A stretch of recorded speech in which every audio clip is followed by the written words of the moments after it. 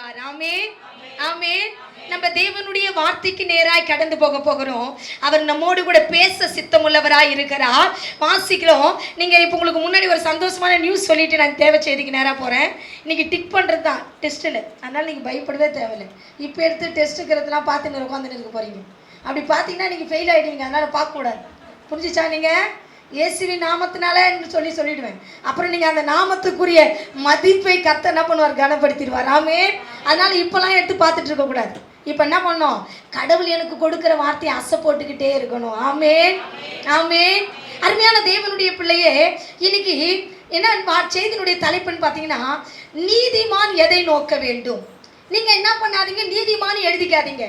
உங்க பேரை வச்சு உங்க பேர் என்ன பேரோ உன் பேரை போட்டு நான் எதை நோக்க வேண்டும். இப்போ எடுத்துக்காட்டு யாரை சொல்லலாம்? யோசேப்புன்னு வச்சுக்கேன். யோசேப்பு டைரி எத்தனை வரலையா? அடாப்பா, நீங்கள் வாங்கி டைரி இல்லைன்னு வாங்கி கொடுத்தோம், பெண்ணு வாங்கி கொடுத்தோம், நீங்கள் இப்படி பண்ணுறீங்க. சரி, சர்ச்சுக்கு வந்து அதுக்காக நான் சந்தோஷப்பட்டுக்கிறேன். அடுத்த வாரம் எத்தனை நாள் வீட்டுக்கு அனுப்புவேன். புரிஞ்சிச்சா? சரி, நல்லா கவனிங்க. உங்கள் பேரை வச்சு, இப்போ வைசாலி இருக்குதுன்னு வச்சுக்க, வைசாலி எழுது. வைசாலி நான் எதை நோக்க வேண்டும். வைசாலி நீ எதை நோக்க வேண்டும். நீங்கள் உங்கள் பேரை வச்சு எழுதுங்க.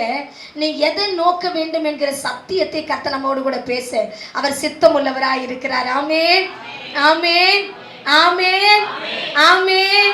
அருமையான தேவனுடைய பிள்ளைகளை வாசிக்கலாம். ஆதியாகம புத்தகம் 13ஆம் அதிகாரம். எல்லாம் எடுத்துங்க பார்க்கலாம். ஆதியாகம புத்தகம் 13ஆம் அதிகாரம். 13ஆம் அதிகாரம் எடுத்துட்டீங்களா? எடுத்தாச்சா? 14வது வசனத்திலிருந்து தொடர்ந்து வாசிங்க பார்க்கலாம்.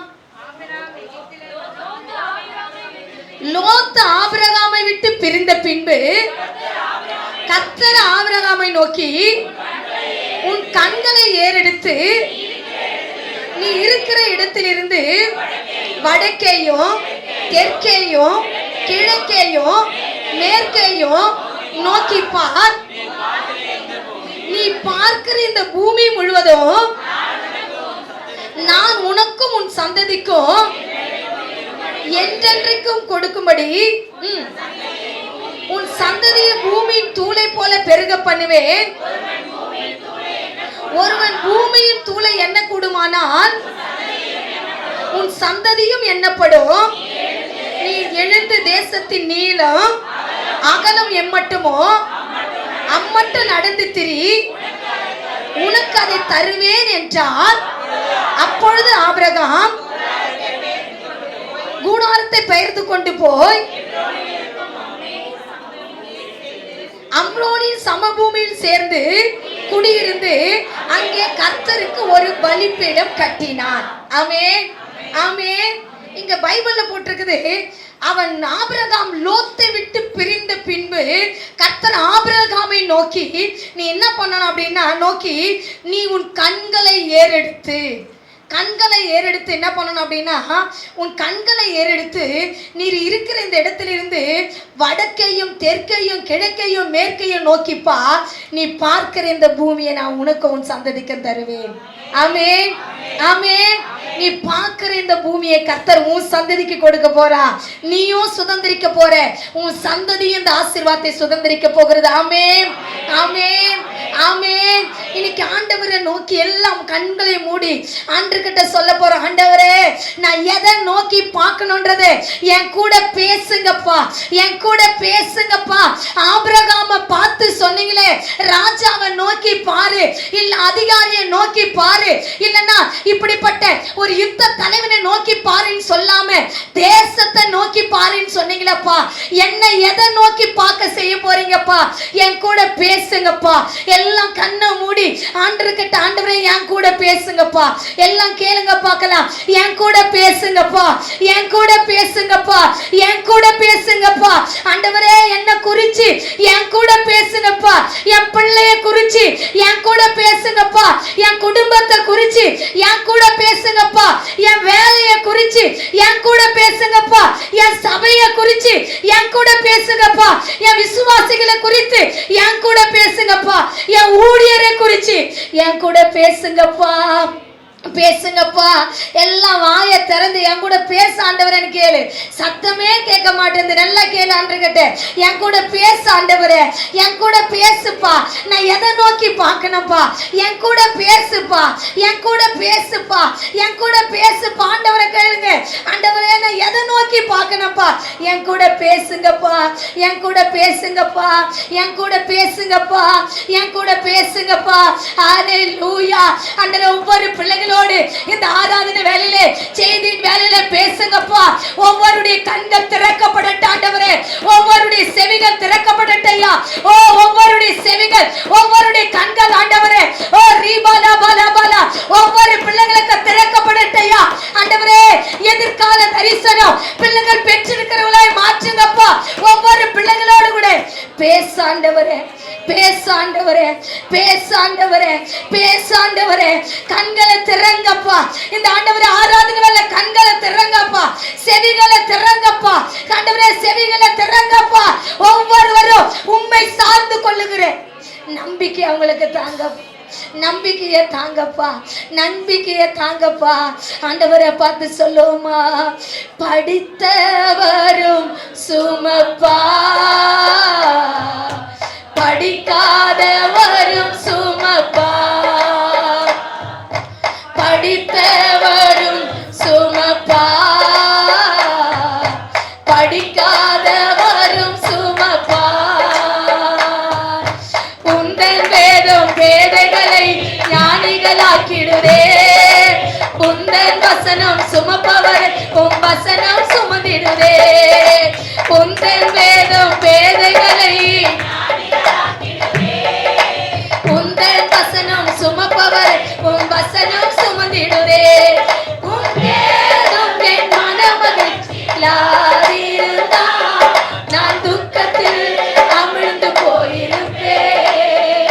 ஆண்டவரே, என்னை உயிர்ப்பித்த வேதம் ஆண்டவரே. ஆண்டவரை பார்த்து சொல்லுங்க.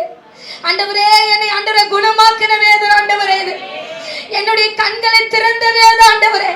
என் வாழ்க்கையில் அதிசயத்தை செய்த ஆண்டவரே வேதம் ஆண்டவரே. என் வாழ்க்கையை பரிசுத்தமாய் மாற்றின வேதம் ஆண்டவரே. இதன் மூலமா எங்களோடு பேசு, நீர் பேச ஆண்டவரை நாங்கள் கேட்கிறோம். இயேசுவின் நாமத்தில் பிதாவே, ஆமென். அல்லேலூயா, அல்லேலூயா. செய்தியினுடைய தலைப்பு என்ன சொல்லுங்க பார்க்கலாம்? நான் எதை நோக்கி பார்க்க வேண்டும்? ஆமென், ஆமென் சொல்லுங்களேன். ஆமென், ஆமென். நான் எதை நோக்கி பார்க்கணும்? ஆமென், ஆமென். நம்ம எதை நோக்கி பார்க்கணும், அதை தான் இன்னைக்கு நம்ம பார்க்க போறோம். அருமையான தேவனுடைய பிள்ளைய நோக்கி பார் அப்படின்னு சொன்னா உங்களுக்கு என்னென்ன வசனம் ஞாபகம் வருது சொல்லுங்க பார்க்கலாம். அவர்கள் அவரை நோக்கி பார்த்து பிரகாசம் அடைந்தார்கள், அவர் முகங்கள் வெட்கப்படவில்லை. அடுத்தது சொல்லுங்க பார்க்கலாம். என்னை நோக்கி கூப்பிடு, நான் உன்னை விடுவிப்பேன். நீ அறியாதது மெட்டாதமான பெரிய காரியங்களை செய்வார். அப்புறம் பூமியின் குடிகள் உள்ள எங்கும் உள்ளவர்கள் எல்லாரும் என்னை நோக்கி பாருங்கள், அப்பொழுது ரட்சிக்கப்படுவீர்கள். ஆமென். அப்புறம் ஆபத்து காலத்துல என்னை நோக்கி கூப்பிடு, நான் உன்னை விடுவிப்பேன். நீ என்ன பண்ணுவேன்? மகிமைப்படுத்துவ. அப்புறம்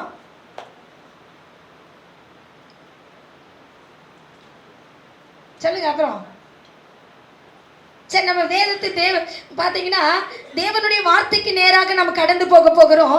இன்னைக்கு ரெண்டு காரியத்தை தான் நம்ம பார்க்க போறோம். இந்த செய்தியை பாருங்கன்னா நான் எதை நோக்கி பார்க்கணும், முதல்ல எதை நோக்கி பார்க்கணும் அப்படின்னு பார்த்தீங்கன்னா வாக்கு தத்தத்தை நோக்கி பார்க்கிறவர்களா நீங்கள் மாற வேண்டும். ரெண்டாவது தரிசன பூமியை நோக்கி பார்க்கிறவங்களா மாறணும்.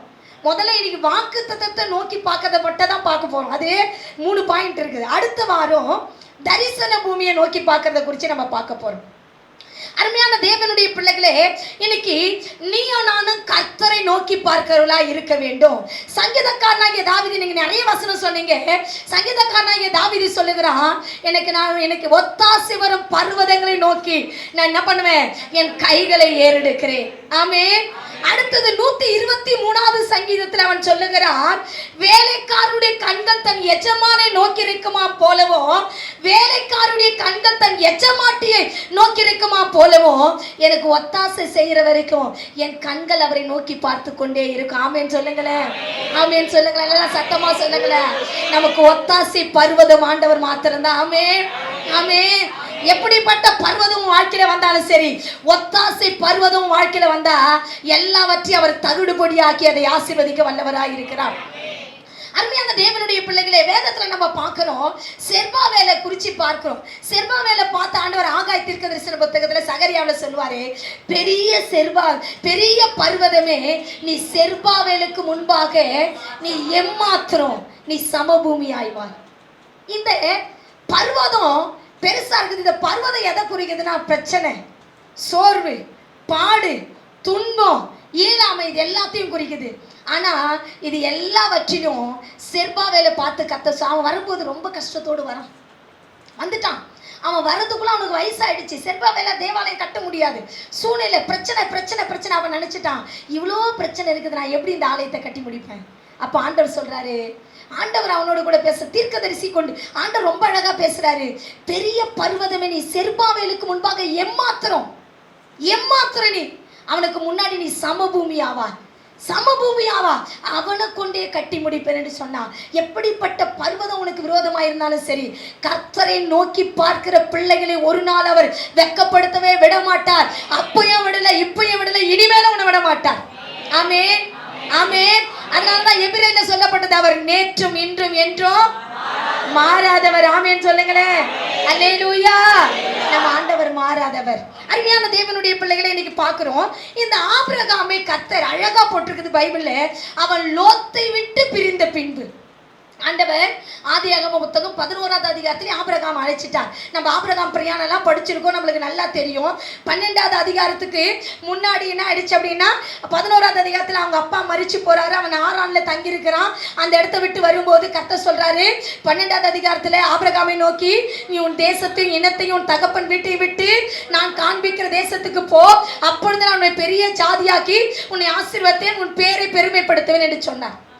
அவர் சொன்னாரு, நம்ம பார்த்தோம் 11வது அதிகாரத்தில் அவங்க அப்பா அவன் தரிசனத்தை சுமந்தான். அதனால அவங்க அப்பாவை தூக்கிட்டார் ஆண்டவர். இப்போ கிட்டத்தட்ட பார்த்தீங்கன்னா ஆபிரகாம் கூட ஆண்டவர் 12வது அதிகாரத்தில் பேசுறான். அப்புறம் அவனை 13வது அதிகாரத்தில் வந்து அவன் தேவனை விட்டு தூர போகிறான். நிறைய காரியம் அவன் வாழ்க்கையில் நடக்குது.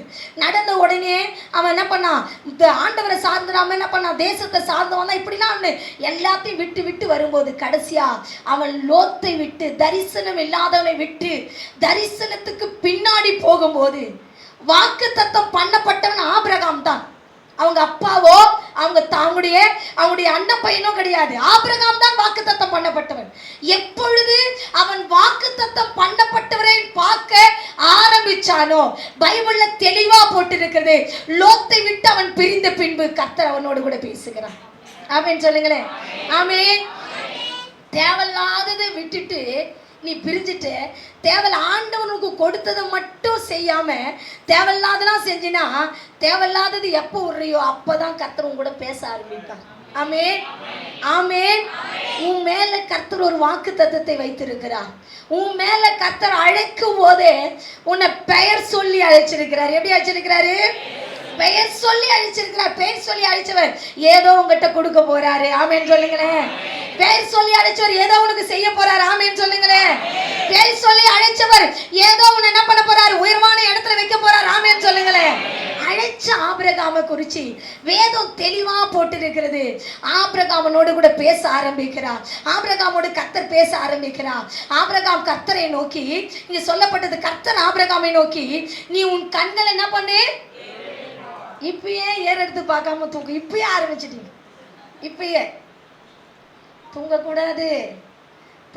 நான் பார்த்தீங்கன்னா நிறைய சர்ச்சில் மெசேஜ் கொடுக்க போவேன். அந்த சர்ச்சுடைய நிலவரத்தை பார்த்துட்டு பாட்டு நடுவில் பாடி அவங்களை உற்சாகப்படுத்தி, உங்களுக்கு அப்படி வேணாம், நீங்கள் சத்தியத்தில் இருக்கிறீங்க தான் உங்களுக்கு பாட்டே நான் பாடுறதில்லை. ஆனால் உங்களுக்கும் நீங்கள் என்ன ஆயிட்டீங்க, நீங்களும் அந்த டவுனுக்கு வந்துட்டீங்கன்றது என்ன பண்ணுறீங்க, எனக்கு அடிக்கடி காட்டிக்கிட்டே இருக்கிறீங்க. ஆமென், ஆமென். இப்போ இன்னும் ஒரு பாயிண்ட் கூட நான் ஆரம்பிக்கல, அதுக்குள்ள சகோதர பக்கம் தூங்கக்கூடாது. தூங்கினா நான் பேர் சொல்லிடுவேன். அப்புறம் நீங்கள் கோச்சிக்கிட்டீங்கன்னா அதை பற்றி எனக்கு கவலை கிடையாது. அதனால நீங்கள் என்ன பண்ணணும், சத்தியத்தை கேட்கணும். ஆமென், ஆமென். நல்லா கவனிங்க, நல்லா கவனிக்கணும். சேர்ல உட்கார்ந்திருக்க சகோதரர்கள் எல்லாரும் என்ன பண்ணணும்? நல்லா கவனிக்க, நல்லா கவனிங்க. இங்க சொல்லப்பட்டிருக்குது, கர்த்தர் ஆபிரகாமை நோக்கி, நீ உன் கண்களை ஏறெடுத்து இந்த ராஜாவை போய் பாரு, அந்த ராஜாவை போய் பாரு, அந்த பொண்ணை போய் பாரு, அந்த பையனை பாருன்னு சொல்லல ஆண்டவர். உன் கண்களை ஏறெடுத்து நீ இருக்கிற இந்த இடத்தை என்ன பண்ணு, இந்த இடத்துல இருந்து வடக்கையும் தெற்கையும் கிழக்கையும் மேற்கையும் நோக்கிப்பார். இன்னைக்கு இந்த 4 பகுதியை குறித்து தான் நீங்க பிரசங்கமே பண்ண போங்க. 4 பகுதியை குறித்து தான், கிழக்கு, மேற்கு, வடக்கு, தெற்க குறித்து நம்ம பார்க்க போறோம். ஆமென், ஆமென். அருமையான தேவனுடைய பிள்ளைகளே, இந்த 4 பக்கத்துல இருந்து உனக்கு ஒத்தாசை வரப்போகுது. ஆமென், ஆமென். நம்மளுக்காக யார் என்ன கதவை அடைச்சாலும் சரி, அவர் கதவை திறக்கணும்னு ஆரம்பிச்சாருன்னா அதை ஒருத்தராலே பூட்ட முடியாது. கையை தட்டி கர்த்தருடைய நாமத்தை மகிமைப்படுத்துங்க பார்க்கலாம். ஆமென், ஆமென். ஆண்டவர் கதவை திறக்க ஆரம்பிக்கணும். இங்க சொல்லப்பட்டிருக்குது, ஆபிரகாமுடைய கதவு எல்லாம் மூடப்பட்டிருந்தது. கர்த்தர் சொல்றார், நீ நோக்கி பார்த்தா வடக்கு தெற்கு கிழக்கு மேற்குல இருந்து நான் உனக்கு ஒத்தாசை அனுப்புவேன். அந்த ஒத்தாசை எப்படி இருக்கும் தெரியுமா? நீ சாப்பிட்டு உன் பிள்ளைகள் சாப்பிட்டு உன் பிள்ளைகளின் பிள்ளைகளை காண்கிற அளவுக்கு அப்படிப்பட்ட ஒரு ஆசீர்வாதத்தை கர்த்தர் கொடுப்பேன் என்று சொன்னார்.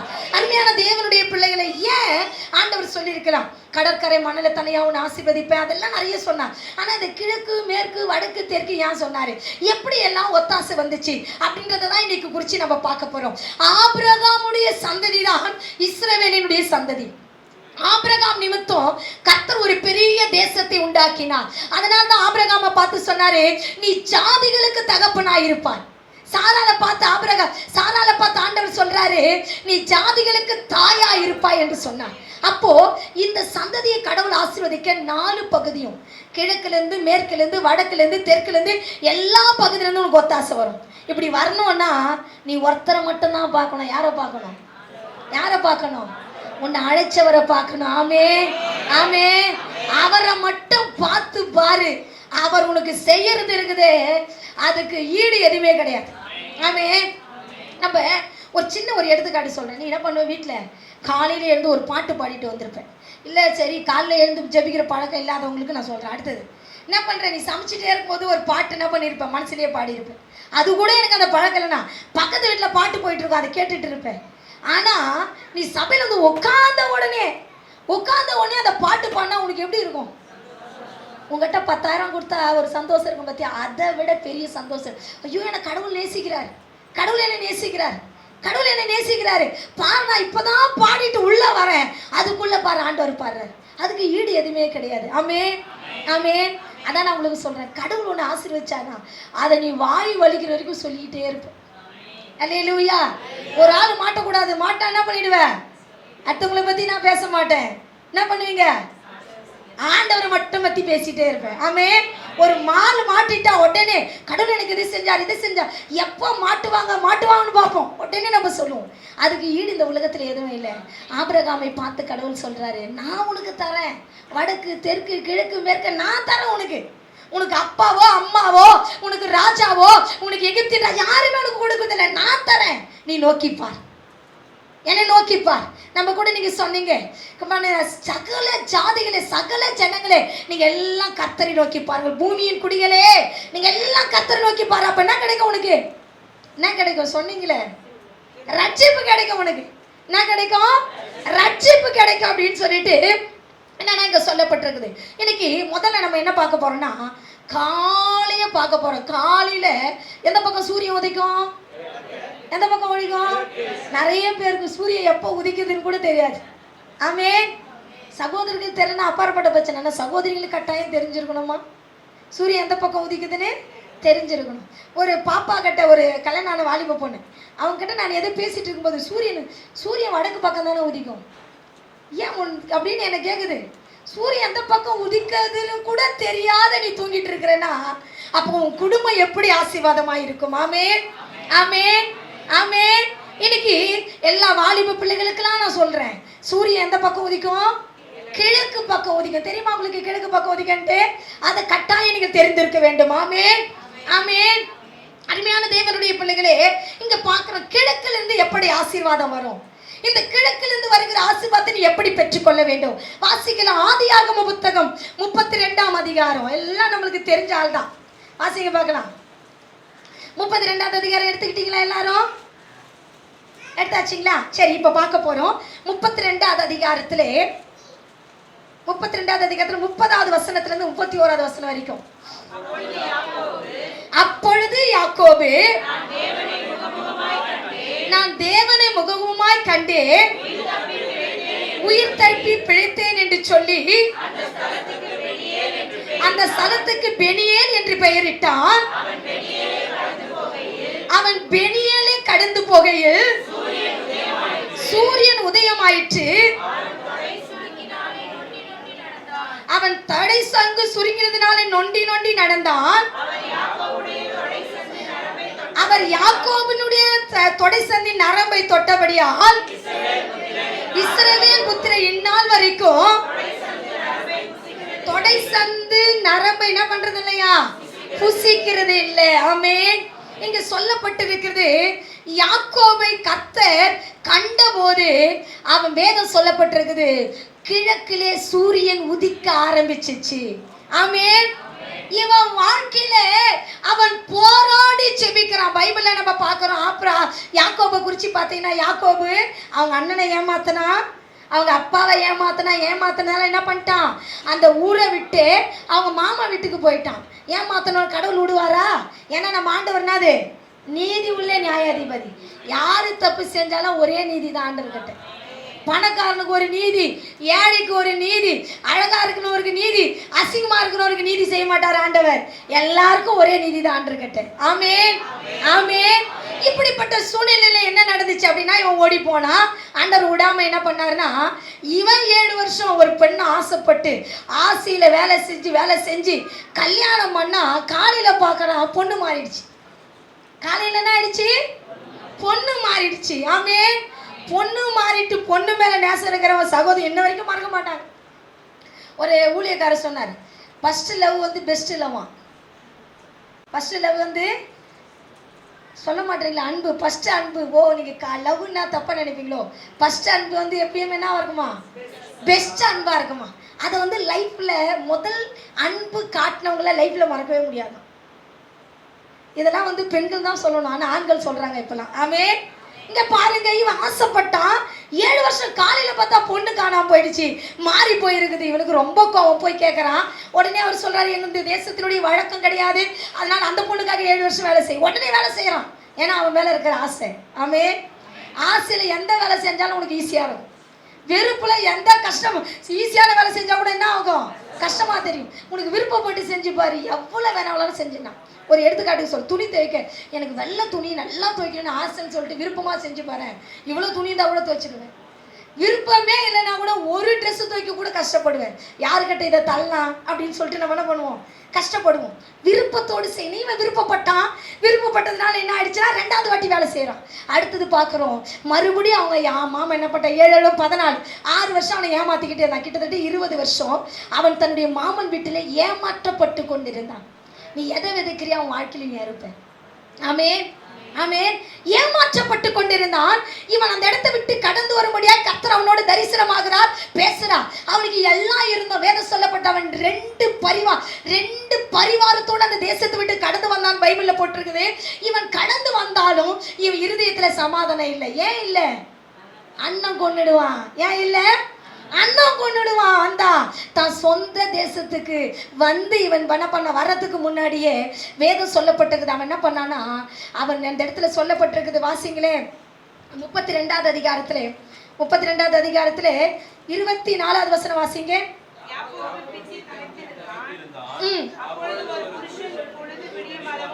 பொழுது விடியும் அளவும் அவரோடு கூட போராடினான். 23 வாசிங்கம்மா.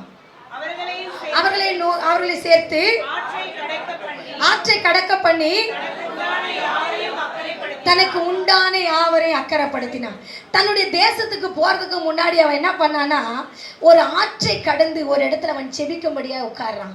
உட்காரும் போது தன் மனைவி பிள்ளை யாரையுமே கூட வச்சுக்கல, எல்லாரையும் வச்சு தனியா விட்டுட்டு ஆண்டவரை நோக்கி பார்க்க ஆரம்பிச்சான். அவன் சொல்றான் பாருங்க, அவன் தப்ப அவன் மனசு விட்டு எந்த இடத்துலயும் சொன்னாலும் போல, ஆனா இந்த இடத்துல மட்டும் தான் போட்டிருக்கு அவன் மனசை விட்டு சொன்னான். ஆமென். மனசை விட்டு ஃபீல் பண்ணி சொல்றான், ஆண்டவரே நான் ராத்திரி முழுவதும் போராடுறான்.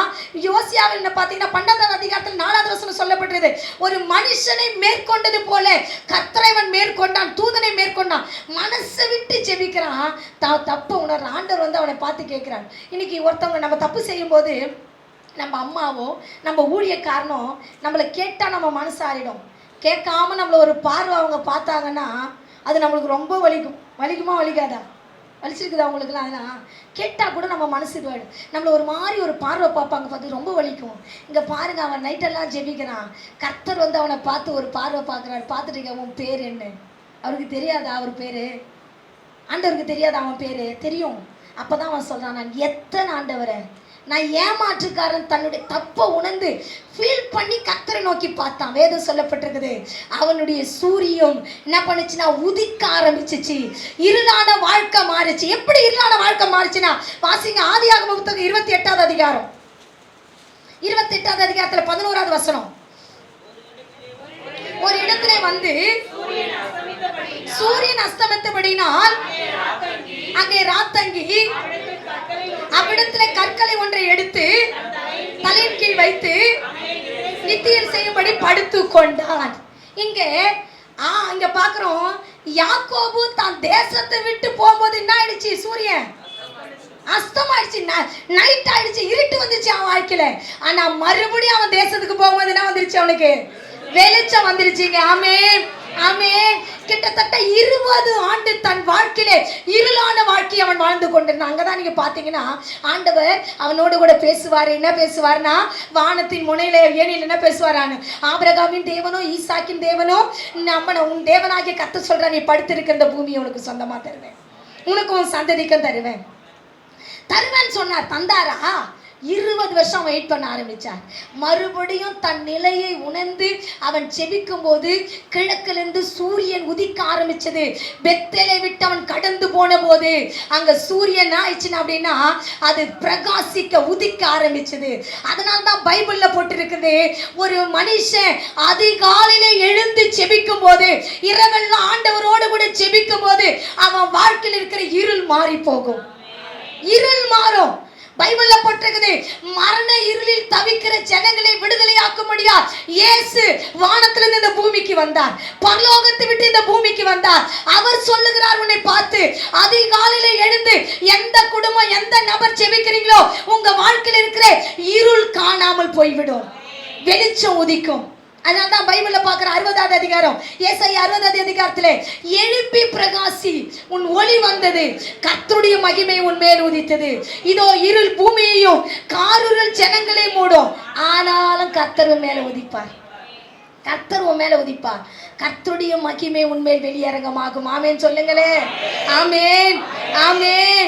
கர்த்தருடைய மகிமை உன் மேல வெளியரங்கமாகும். இங்க தெளிவா போட்டு இருக்குது, அவன் வாக்கு தத்தத்தை பெற்றுக்கொண்டு அவன் வாழ்க்கை இருளா இருந்தது. சூரியன் அந்த இடத்துல என்ன பண்ணுச்சுன்னா மூடப்பட்டிருந்தது. ஆதியாகமம் 28வது அதிகாரத்துல 20 வருஷம் கழிச்சு மறுபடியும் தன் தேசத்துக்கு வர்றதுக்கு முன்னாடி அவன் அங்க சொல்லப்பட்டிருக்குது, அதே இடத்துல வந்து அவன் நின்று செபிக்கும் போது சூரியன் மறுபடியும் தூங்கக்கூடாது, தூங்கக்கூடாது, தூங்கக்கூடாது, தூங்கக்கூடாது, கன்னத்துல கைய வைக்காத, தூங்காது. ஆமே. அதிகாலையில கர்த்தர் வருவார். அழகா ஒரு வசனம் இருக்குது, வந்து உட்கார்ந்து உன்னை விசாரிப்பார், உன்னை விசாரிப்பார், உன் தேவை என்னதென்று விசாரிப்பார். அதனால உன் வாழ்க்கையில் இருக்கிற இருள் மாறணும்னு யாரெல்லாம் ஆசைப்படுறீங்க? யாரெல்லாம் உங்க வாழ்க்கையில் இருக்கிற இருள் மாறணும்னு ஆசைப்படுறீங்க? இவ்வளவுதானா? சகோதரர்களுக்கு இருள்னா ஓ நீங்க வெளிச்சத்தில் இருக்கிறீங்களோ? ஆமேன் சொல்லுங்க பார்க்கலாம். ஆமேன் சொல்லுங்க பார்க்கலாம். இன்னும் சத்தமா ஆமேன் சொல்லுங்க பார்க்கலாம். இன்னும் சத்தமா சொல்லுங்க பார்க்கலாம். இன்னும் சத்தமா சொல்லுங்க பார்க்கலாம். ஆமேன். உன் வாழ்க்கையில் இருக்கிற இருள் மாறணும் அப்படின்னு ஆசைப்பட்டினா காலையில இருந்து செவி. நான் எப்பயுமே சொல்லுவேன், ஒரு சிலர்லாம் என்ன பண்ணுவாங்கன்னா செய்தி கேட்டுருவாங்க. செய்தி கேட்டுட்டு பிடிச்சவங்க வந்து செய்தி கொடுத்தா ரொம்ப சந்தோஷமாக கேட்பாங்க. பிடிக்காதவங்க என்னதான் மெசேஜ் கொடுத்தாலும் கேட்க மாட்டாங்க. பிடிச்சவங்க வந்து செய்தி கொடுத்தா உடனே வீட்டுக்கு போன உடனே சாப்பிட கூட மாட்டாங்க, நல்லா ஜெபிப்பாங்க. அவ்வளோதான். அடுத்த நாள் ஜெபம் காணாத போய்டும். உன் ஜெபம் அப்படி இருக்கக்கூடாது. நான் அடிக்கடி சொல்லுவேன், உன்னுடைய ஜெப நேரம் அரை மணி நேரமா, அந்த அரை மணி நேரம் அந்த அதிகாலை ஜெபம் அப்படியே தொடர்ந்து வந்துக்கிட்டே இருக்கும். ஆமே, இந்த ஜபத்தில் கடவுள் பிரியப்படுவா. ஒரு நாள் உட்காந்து நைட்டெல்லாம் குதின்னு குச்சிட்டு அந்நிய பாஷை பேசிட்டு ஒரு மாதம் ரெஸ்ட் எடுத்தினா யூஸ் கிடையாது, யூஸ் இல்லை. ஆனால் உன் ஜபம் ரெகுலராக அரை மணி நேரம், என்னால் அரை மணி நேரம் காலையில் ஜெபிக்க முடியும், ஓகே, அரை மணி நேரம் ஜபம் பண்ணு. அந்த ஜபத்தில் கர்த்தர் பிரியமாக இருப்பான். ஒரு மணி நேரம், என் வாழ்க்கையில் ரெகுலர் ஜபம் 1 மணி நேரம், 1 மணி நேரமா அதை தொடர்ந்து பண்ணு, தொடர்ந்து பண்ணு, அதை பிரியமா இருப்பார். கர்த்தர் சொல்றாரு, இன்னைக்கு உனக்கு வாக்கு தத்தத்தை நோக்கி பாருன்னு சொல்லிட்டாரு. யாக்கோபுக்கு கர்த்தர் ஆதியாகமம் 28 அதிகாரத்திலே சொல்லிட்டாரு, நீ படுத்திருக்கிற இந்த பூமியை நான் உனக்கு கொடுப்பேன். இதுல எந்த சந்தேகமே கிடையாது. நான் உன்னோடு இருந்து நீ போகணுமெல்லாம் காத்து இந்த தேசத்துக்கு உன்னை திரும்ப வர பண்ணுவேன். நான் சொன்னதை செய்யணும், உன்னை கைவிட மாட்டேன். ஆனா வாழ்க்கையில் இருள் இருந்துகிட்டே இருந்துச்சு, இருள் இருந்துகிட்டே இருந்துச்சு. அங்கேயும் அதிகாலையில் செபிக்கிறான், இருள் மாறல, இருள் இருந்துகிட்டே இருந்துச்சு. எப்போ தெரியுமா இருள் மாறிச்சு? மறுபடியும் தன்னை ஒப்பு கொடுத்து தான் பாவி என்பதை அவன் உணர்ந்து தான் ஒப்பு கொடுக்கிறானோ, அப்போ அவன் வாழ்க்கையில் இருந்த இருளை கர்த்தர் மாற்றி வெளிச்சத்தை கொடுத்தார். ஆசீர்வாதம் எப்போ தெரியுமா? இருள் மாறி சூரியன் அஸ்தமித்த போது கர்த்தர் அவன் தொடர் சந்தை தொட்டார். அவன் தொடர் சந்தை அஸ்தமித்த போது, சூரியன் உதித்த போது, சூரியன் அவனுக்குள்ளே வந்த போது அவன் தொடை சந்தை தொட்டார். அவன் தொடை சந்தை என்ன ஆயிடுச்சு? சுருங்கிச்சு. அந்த நரம்பு அப்படியே. இப்போ நரம்பு பிரச்சனைனா நம்ம என்ன பண்ணுவோம்? தாங்கி நடப்போம். எழுந்துக்க முடியாது, உட்கார முடியாது, டக்குன்னு எழுந்துக்க முடியாது. நரம்பு பிரச்சனை இருக்கிறவங்களுக்கு அவன் நரம்புல பிரச்சனை வந்துருச்சு. அதனால இன்ன வரைக்கும் இஸ்ரவேல் என்ன பண்ணலையா? அந்த தொடர்ந்து நரம்பு என்ன பண்றதையா? சாப்பிட்றதே இல்லையா? பாருங்க, பெரிய அடையாளத்தை கர்த்தர் உனக்கு கொடுத்தார். இன்னைக்கு கர்த்தர் உன்னை பார்த்து பேசுறார். உனக்கு கிழக்குல இருந்து ஆசீர்வாதம் உதிக்கிற சூரியன் இடத்துல இருந்து உனக்கு ஆசீர்வாதம், அந்த கிழக்கு தேசத்துல இருந்து உனக்கு ஆசீர்வாதம் ஜெயம் கிடைக்க வேண்டுமானால் நீ அதிகாலையில அதிகமாய் ஜெபிக்க வேண்டும். ஜெபத்தை விடவே கூடாது. இந்த அதிகாலையில ஜெபிக்கிறவனை குப்பையில இருந்தா கூட கோபுரத்துல வச்சிருவா, தெரியுமா உங்களுக்கு? இந்த அதிகாலையில அவ்வளோ ஒரு ஸ்பெஷல் இருக்குது. நீ மத்தியானம் ஜெபிக்கிற ஜெபத்தை விட நீ என்ன பண்ணா 11 மணிக்கு 12 மணிக்கு பகலை ஜெபிக்கிற இந்த காலையில் எழுந்து முதல் ஜாமத்தில் கர்த்தரை நோக்கி பார்க்குறாங்க பாரு, அவங்க வாழ்க்கையில் விழுந்து போகிற சூழ்நிலை வந்தால் கூட கர்த்தர் அவங்களை தூக்கி விட்டுருவார். ஆமென், ஆமென். தூக்கிடுவார் ஆண்டவர் அவங்கள. அந்த தூக்குவாரு பார்த்தீங்களா, அதுக்கு நிகர் எதுவுமே கிடையாது. அல்லேலூயா சொல்லுங்களேன், அல்லேலூயா. உன் கால்கள் சறுக்கும் போது கர்த்தருடைய கரம் உன்னை தாங்கும். தேவ பிள்ளையே தாங்கும். உன் கண்களை கண்ணீருக்கும், உன் ஆத்மாவை மரணத்திற்கும், உன் காலை இடருக்கு தப்பி வச்சிருவார் ஆண்டவர். உன்னை விடவே மாட்டாரு. அவரை நம்பி தினமும் யாரெல்லாம் நோக்கி பார்க்குறாங்களோ அவங்கள கர்த்தர் ஒரு நாளும் கைவிட மாட்டார். கிழக்குலேருந்து உனக்கு ஆசீர்வாதம் வரணும், கர்த்தர் உன்னை தொடணும் அப்படின்னா நீ என்ன பண்ணணும்னா காலையிலேருந்து செபிக்கணும். இந்த கிழக்குலேருந்து எப்படி ஆசீர்வாதம் வரும்? அந்த ஆசீர்வாதம் எப்படி இருக்கும் அப்படின்னு பார்த்தீங்கன்னா, வாசிங்க 33வது அதிகாரம் 33 முதல் வசனம். யாக்கோபு தன் கண்களை ஏறெடுத்து பார்த்து, இதோ ஏசாவும் அவனோடு கூட 400 மனிதர்களும் வருகிறதை கண்டு பிள்ளைகளை லேயாள் இடத்திலும் ராகேல் இடத்திலும் 2 பணிவாளர் இடத்திலும் வெவ்வேறாக பிரித்து வைத்தான். இங்க பாருங்க, கடவுள் இவனை ஆசீர்வச்சிட்டாரா இல்லையா? ஆசீர்வச்சிட்டார். ஆசீர்வச்சதுக்கு என்ன அடையாளம்?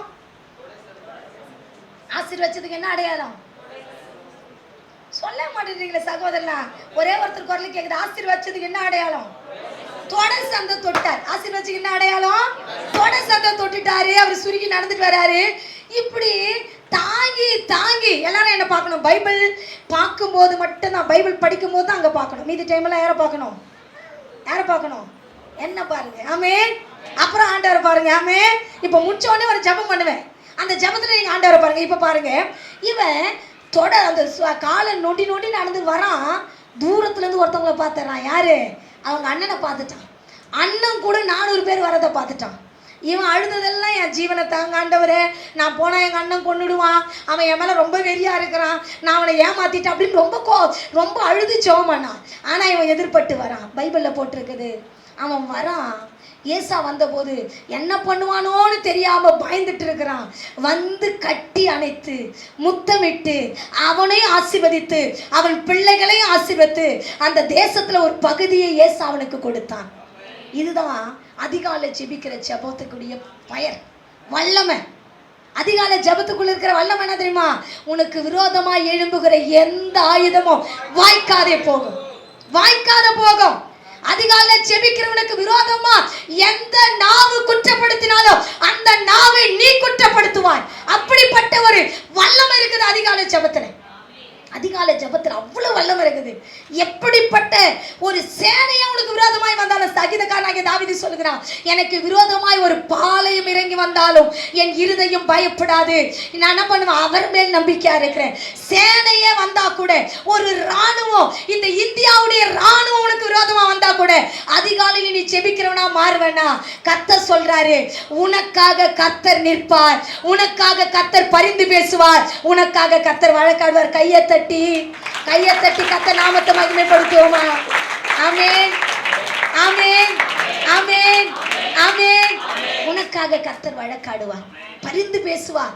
சேனை வரட்டும், உன் சொந்தம் உனக்கு விரோதமாக எழும்பட்டும், உன்னுடைய ரத்த சம்பந்தம் உனக்கு விரோதமாக எழும்பட்டும், உன் தெரு உனக்கு விரோதமாக எழும்பட்டும், உன் ஊர் உனக்கு விரோதமாக எழும்பட்டும், நீ கவலைப்படாத. காலையில் அவரை நோக்கிப்பார், காலையில் அவரை நோக்கிப்பார். அவரை நோக்கி பார்த்தீங்கன்னா உன் ஜெபம் ஒரு பார்க்குறோம், உன்னுடைய வாழ்க்கை பெரிய மாற்றத்தை கொடுக்கும்.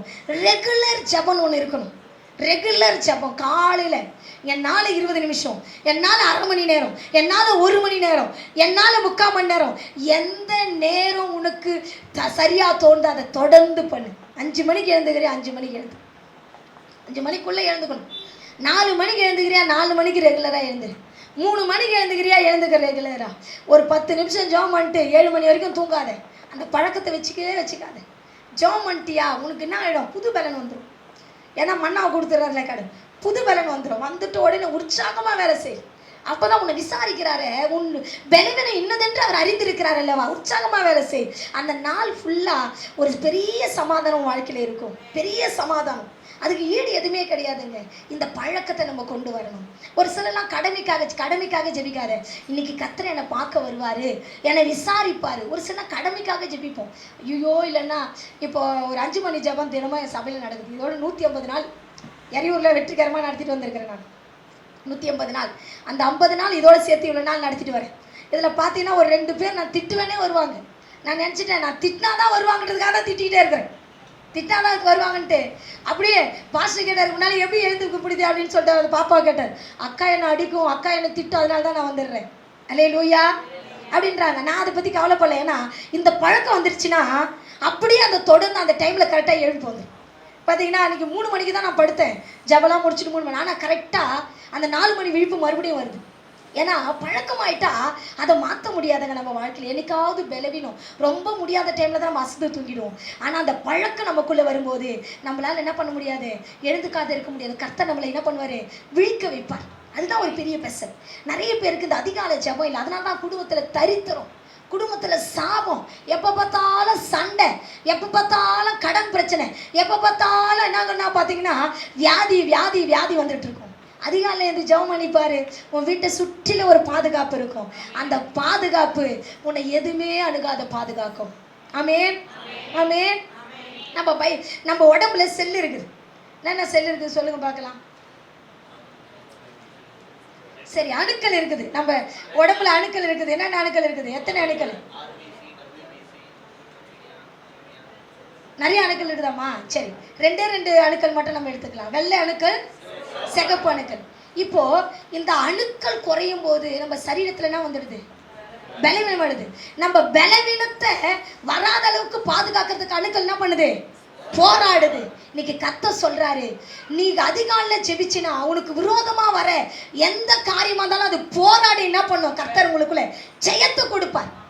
அதுல குறைஞ்சிட்ட, ஜெபத்துல குறைஞ்சிட்ட, டவுன் ஆயிட்ட, அந்த போராட்டம் அப்படியே நின்றுடும். பிரச்சனை தொடர்ந்து வாழ்க்கையில வரும். அதனால உங்களுக்கு நான் அன்பா சொல்றேன், கர்த்தர் உன்னை படிச்சிருக்க, அவரை நோக்கிப்பார், உன் வாழ்க்கையில ஒரு பெரிய மாற்றம் வரும். ஆமேன் சொல்லுங்களேன்.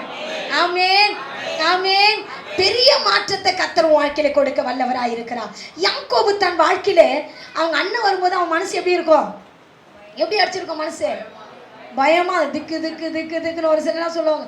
என் மனசு அப்படியே பட பண்ணு அடிச்சுக்குது. என்னான்னு தெரியல, காரணமே இல்லை. அதெல்லாம் பண்ண நம்ம மனசு பட்டு பட்டு பட்டுன்னு அடிக்கும். அடிச்சிருக்குதா உங்களுக்கு? எனக்குலாம் மனசெல்லாம் அடிச்சதுல கண்ணு தாங்க அடிச்சுக்குதுன்றீங்களா? நிறைய பேருக்கு ஒரு சிலருக்குலாம் கண்ணு அடிச்சுக்கிட்டே இருக்கும். ஒரு சிலருக்கு கண்ணு அடிச்சிச்சுன்னா என்ன சொல்லுவாங்க? உங்களுக்கு கண்ணுலாம் அடிச்சது இல்லையா? டக்கு டக்குன்னு அடிக்கும். அது மாதிரி அடிச்சது கிடையாதா? நீங்கள் பார்த்தா நான் ஏதோ ஒரு புது மொழியில் பேசுகிற மாதிரியே எனக்கு ஒரு ஃபீலிங் இருக்குது. ஏதோ ஒரு புது மொழி எடுத்துகிட்டு வந்து உங்ககிட்ட பேசுகிற மாதிரி எனக்கு ஒரு ஃபீலிங். கண் அது மாதிரி அடிச்சிருக்குதா உங்களுக்கு? யாருக்குன்னா அடிச்சிருக்குதா? அப்போ உங்களுக்கு அடித்தா என்ன நடக்கும்? ஒரு சிலருக்கு நல்லது நடக்கும்னு சொல்லுவாங்க, ஒரு சிலருக்கு என்ன ஆகும்னா கெட்டது நடக்கும் அப்படின்னு சொல்லுவாங்க. ஒரு சிலருக்குலாம் ஒன்றுமே இராது, வீட்டில் நல்லா இருக்கும், ஆனால் மனசு மட்டும் என்ன பண்ணும்? என்ன ஆகும்? வலிச்சுக்கிட்டே இருக்கும், பட்டு பட்டு வலிச்சுக்கிட்டே இருக்கும். ஆனால் இந்த வலியோடு யாக்கோபு இருக்கிறான். ஆனால் வந்த ஏசா கட்டி பிடிச்சி முத்தம் கொடுத்துட்டான். ஆமேன், ஆமேன். அதனால தான் பெரிய பர்வதம் உனக்கு வந்தா கூட நீ கவலைப்படாத, அதை சமபூமி ஆக்கிடுவார் கடவுள். வந்தா கட்டி பிடிச்சான், முத்தம் கொடுத்தான். யாருன்னு கேட்டான், என் பிள்ளைன்னா உடனே அவளை ஆசீர்வதிச்சான். ஆசீர்வச்சு கடைசியா ஒரு தேசத்தையும் அவன் கையில கொடுத்துட்டு போயிட்டான். ஆமே, உனக்கு விரோதமா யார் வந்தாலும் சரி, அவங்ககிட்ட இருக்கிறது உங்ககிட்ட கொடுப்பாங்களே கண்டி, உங்ககிட்ட இருக்கிறது என்ன பண்ண மாட்டாங்க? புடுங்க மாட்டாங்க. ஆமே, அவங்ககிட்ட இருக்கிறது உங்ககிட்ட கொடுத்துட்டு போவாங்க, உங்ககிட்ட இருக்கிறது என்ன பண்ண மாட்டாங்க? புடுங்க மாட்டாங்க. ஆமே. யாக்கோபுக்கு ஆசீர்வாதம் வர்றதுக்கு காரணமே, அவன் வாக்கு தத்தத்தை அவன் சுதந்திரத்துக்கு காரணமே ஜெபம். உன் வாழ்க்கையில வாக்கு தத்தம், கிழக்கிலிருந்து ஆசீர்வாதம் நீ பெற்றுக்கொள்ள வேண்டுமானால் சூரியன் உதயமாவதுக்குள்ளாடி என்ன பண்ணணும்? நீ ஜெபிச்சிடணும். சூரியன் உதயமாயிட்டு முன்னாடி வேணாம், அதுக்கு முன்னாடி நீ ஜெபிச்சிடணும். நீ ஜெபிச்சினா ஒண்ணுமே இல்லைனா கூட கர்த்தரை ஆசீர்வதிப்பார். ஆமென். அதனால தான் யாக்கோபு சொல்றான், உம்மை நம்பி வந்தே நான் வெட்கப்படல, உந்தையை என்னே நீ கைவிடல. கை தட்டி பாடுங்க பார்க்கலாம்.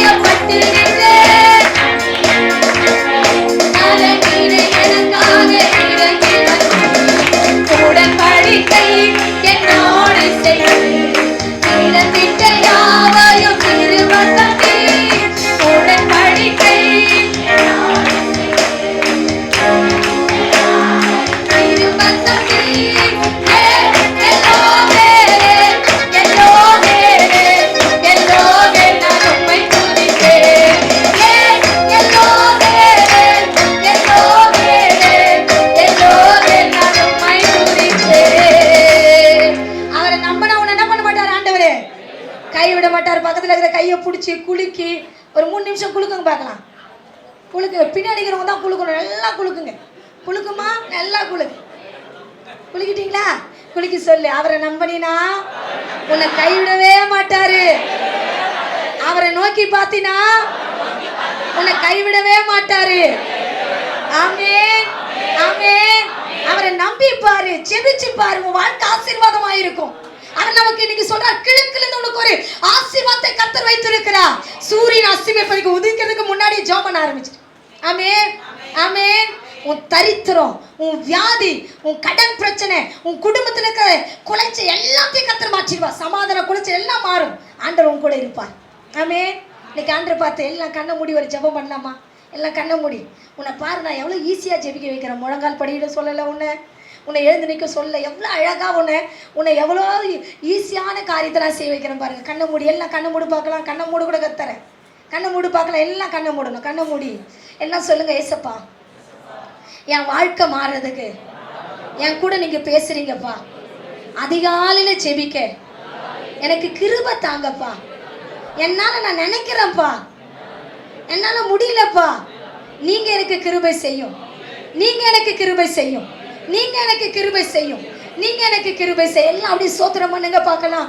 ஆண்டவரே எனக்கு கிருபை செய்யுங்கப்பா, எனக்கு கிருபை செய்யுங்கப்பா, எனக்கு கிருபை செய்யுங்கப்பா. ஆண்டவரே இந்த அடியாளையும் என் விசுவாச பிள்ளைகளையும் வாலிபர்களையும் உங்க கரத்துல நான் கொடுக்கிறையா.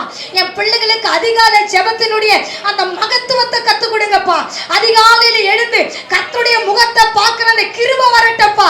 கர்த்தரை தேடி கர்த்தர் வைத்திருக்கிற ஆசீர்வாதத்தை பெற்றுக்கொள்ள உதவி செய்யும். கிழக்கிலிருந்து வருகிற ஆசீர்வாதத்தை நாங்கள் நோக்கி பார்க்க உதவி செய்யும். பலப்படுத்த இயேசுவின் நாமத்தில் பிதாவே, ஆமென், ஆமென். அல்லேலூயா, அல்லேலூயா. கர்த்தர் உங்களை ஆசீர்வதிப்பாக. இரண்டாவது, மேற்கிலிருந்து வருகிற ஆசீர்வாதம். மேற்கிலிருந்து, மேற்கு சொல்லுங்க பார்க்கலாம். மேற்கிலிருந்து வருகிற ஆசீர்வாதம். ஆமென். வாசிக்கலாம். லூக்கா எழுதின சுவிசேஷ புத்தகம் 12வது அதிகாரம் 54வது வசனம்.